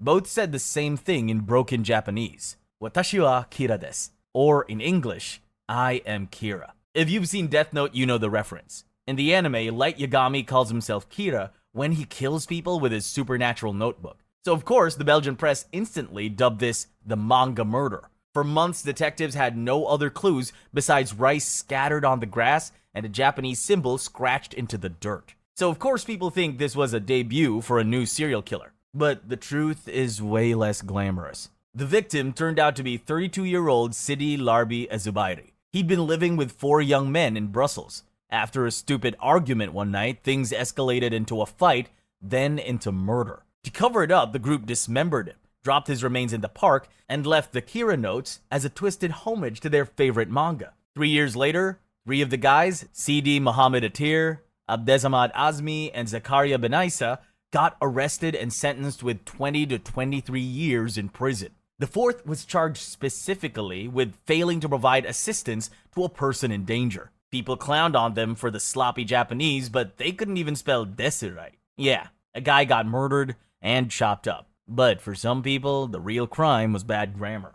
Bleach-inspired murder. In August 2017, Auckland residents were horrified when 36-year-old Gabriel Hikari beat 69-year-old Michael Mulholland to death in the stairwell of a housing block. Security footage showed him stomping on the man's head nearly 90 times, even kicking him after he was down. Mulholland died of blunt force trauma. But the most disturbing part was this was a random attack with no prior connection between killer and victim. When police arrested Gabriel, the case took an unsettling anime twist. He claimed he wasn't himself during the murder. He was Ichigo Kurosaki, the main character from Bleach. He spoke Japanese at the scene and even recited a dramatic monologue almost word for word from the show about vanquishing evil. A psychiatrist later testified that the overlap between the anime episode and Gabriel's behavior was uncanny, suggesting he may have been acting out a delusional crossover between fiction and reality.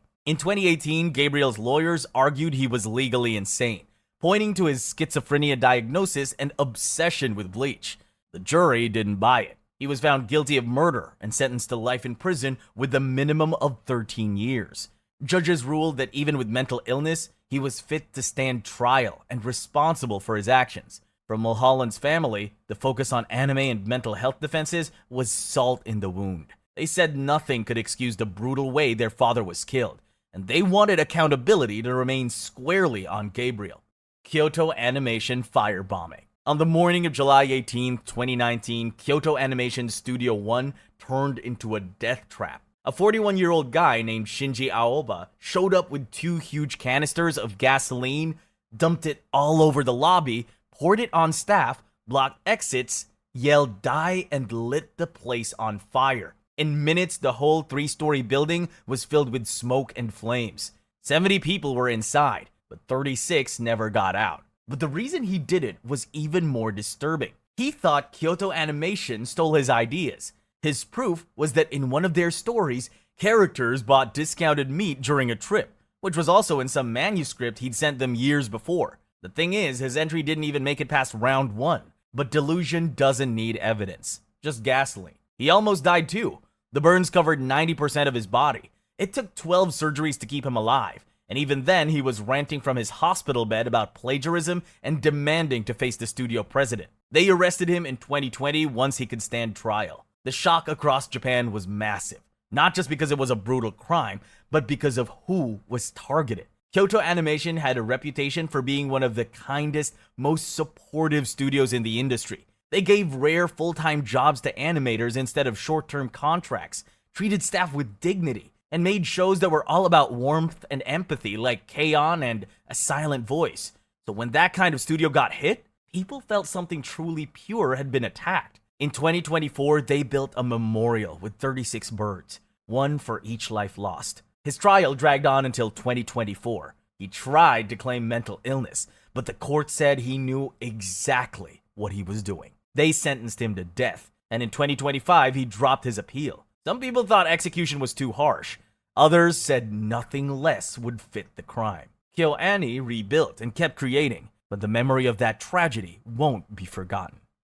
Tier 5. The Abyss. The Dark Web Hentai Rings. Alright, this one's about as dark as it gets. We're talking about lolly culture. That side of anime where characters look like kids, but get depicted in an explicit way. Most people try to avoid it, but in 2023, things got way scarier when AI deepfakes started taking over. It wasn't just fan art anymore. People were slapping the faces of real people onto underage anime characters to make realistic hentai. And one of the biggest victims was Rie Takahashi, the voice actress for Megumin in Konosuba. Fans love her because she's funny and super talented, but in certain sketchy corners of the internet, her face basically turned into underground trading material. Law enforcement had been watching this stuff for a while. By 2023, the FBI and international police uncovered online forums where thousands of people were sharing and selling these AI deepfakes. Rie Takahashi's likeness was everywhere in that content. It all blew up in April 2023, when screenshots leaked to Reddit and Twitter. The outrage was instant. #ProtectRie went viral, and the anime community was furious. Authorities moved fast. By mid-2023, arrests were happening across the US, Japan, and Europe. They went after the people making and distributing the content, plus those using AI tools to generate it. Rie herself eventually spoke up on Twitter, saying she was heartbroken that her face and voice had been twisted into this. Fans flooded her with support, but the damage was already done. After that, the anime scene had to face some ugly truths. Reddit mods started banning lolly talk. Kadokawa put out a statement threatening legal action, and even fanfiction sites began tightening their rules. Governments stepped in too, passing new laws to criminalize AI-generated child exploitation material. It was a huge wake-up call. Anime always had a problem with lolly content, but mixing it with deepfake tech pushed it into terrifying territory. It showed that when fandom spaces don't have limits, it can wreck real people's lives.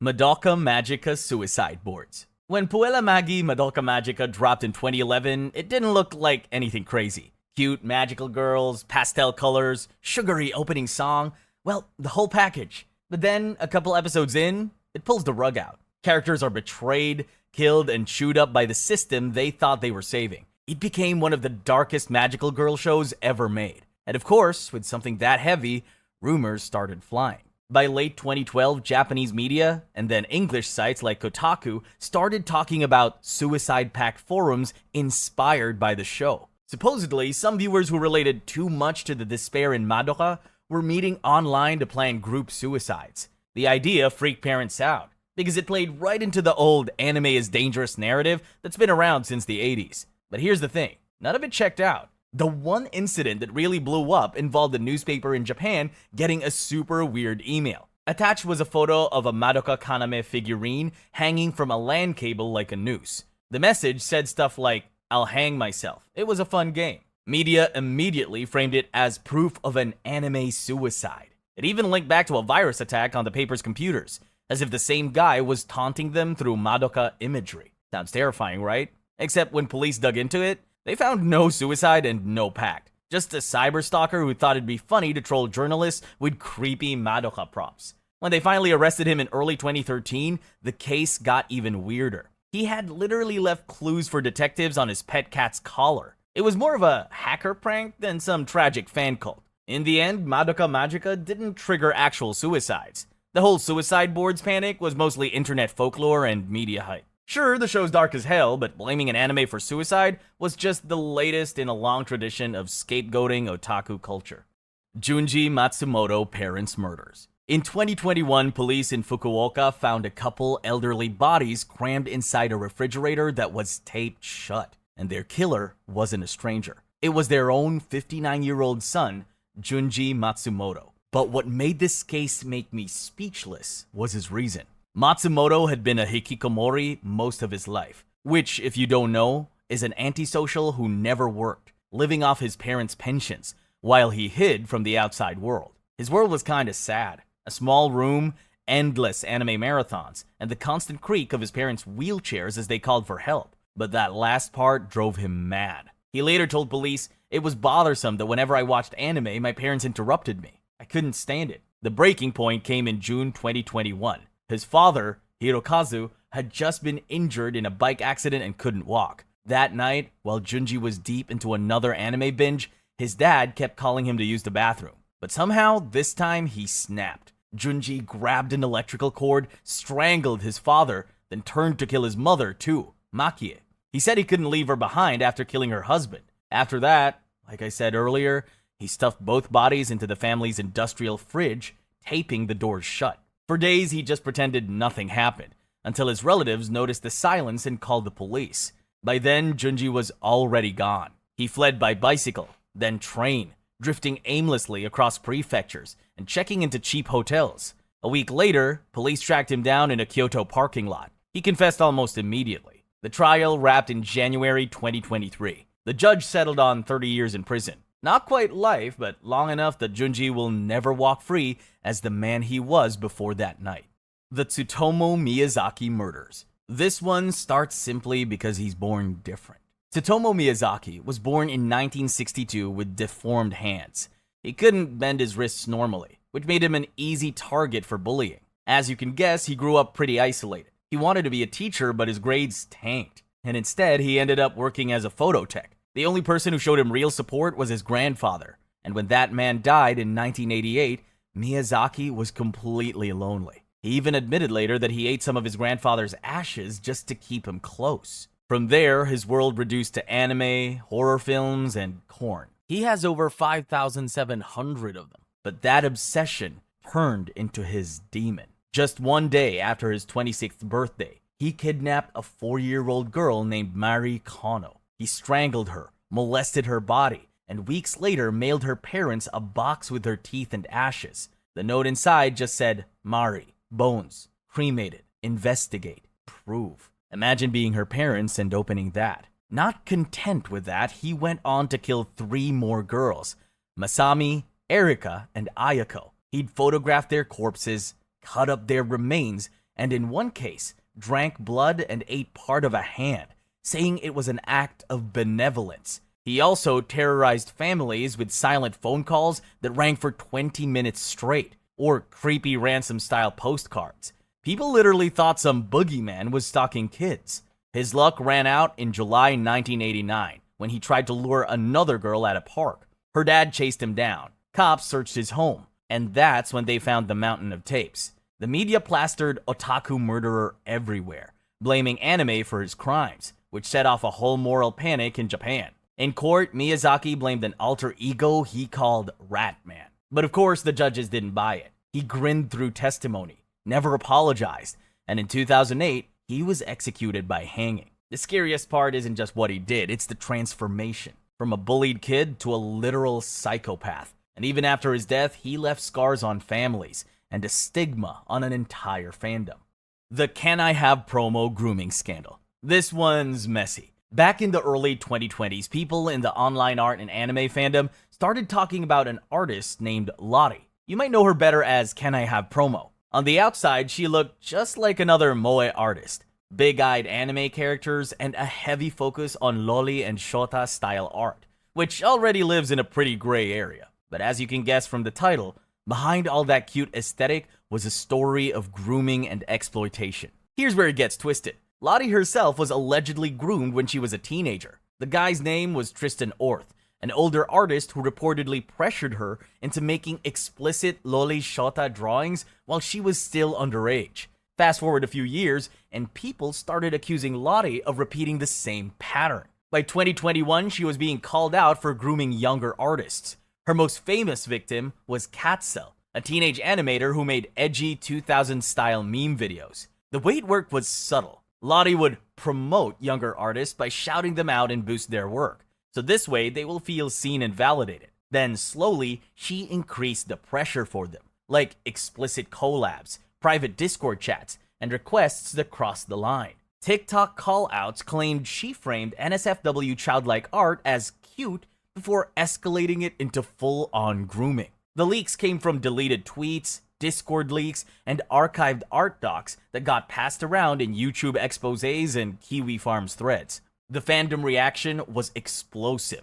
Some TikTokers defended Catcell as a victim, while others try to be understanding by pointing out Lottie's own history of being groomed. The aftermath was Lottie deleting most of her accounts, but the archives are still floating around everywhere.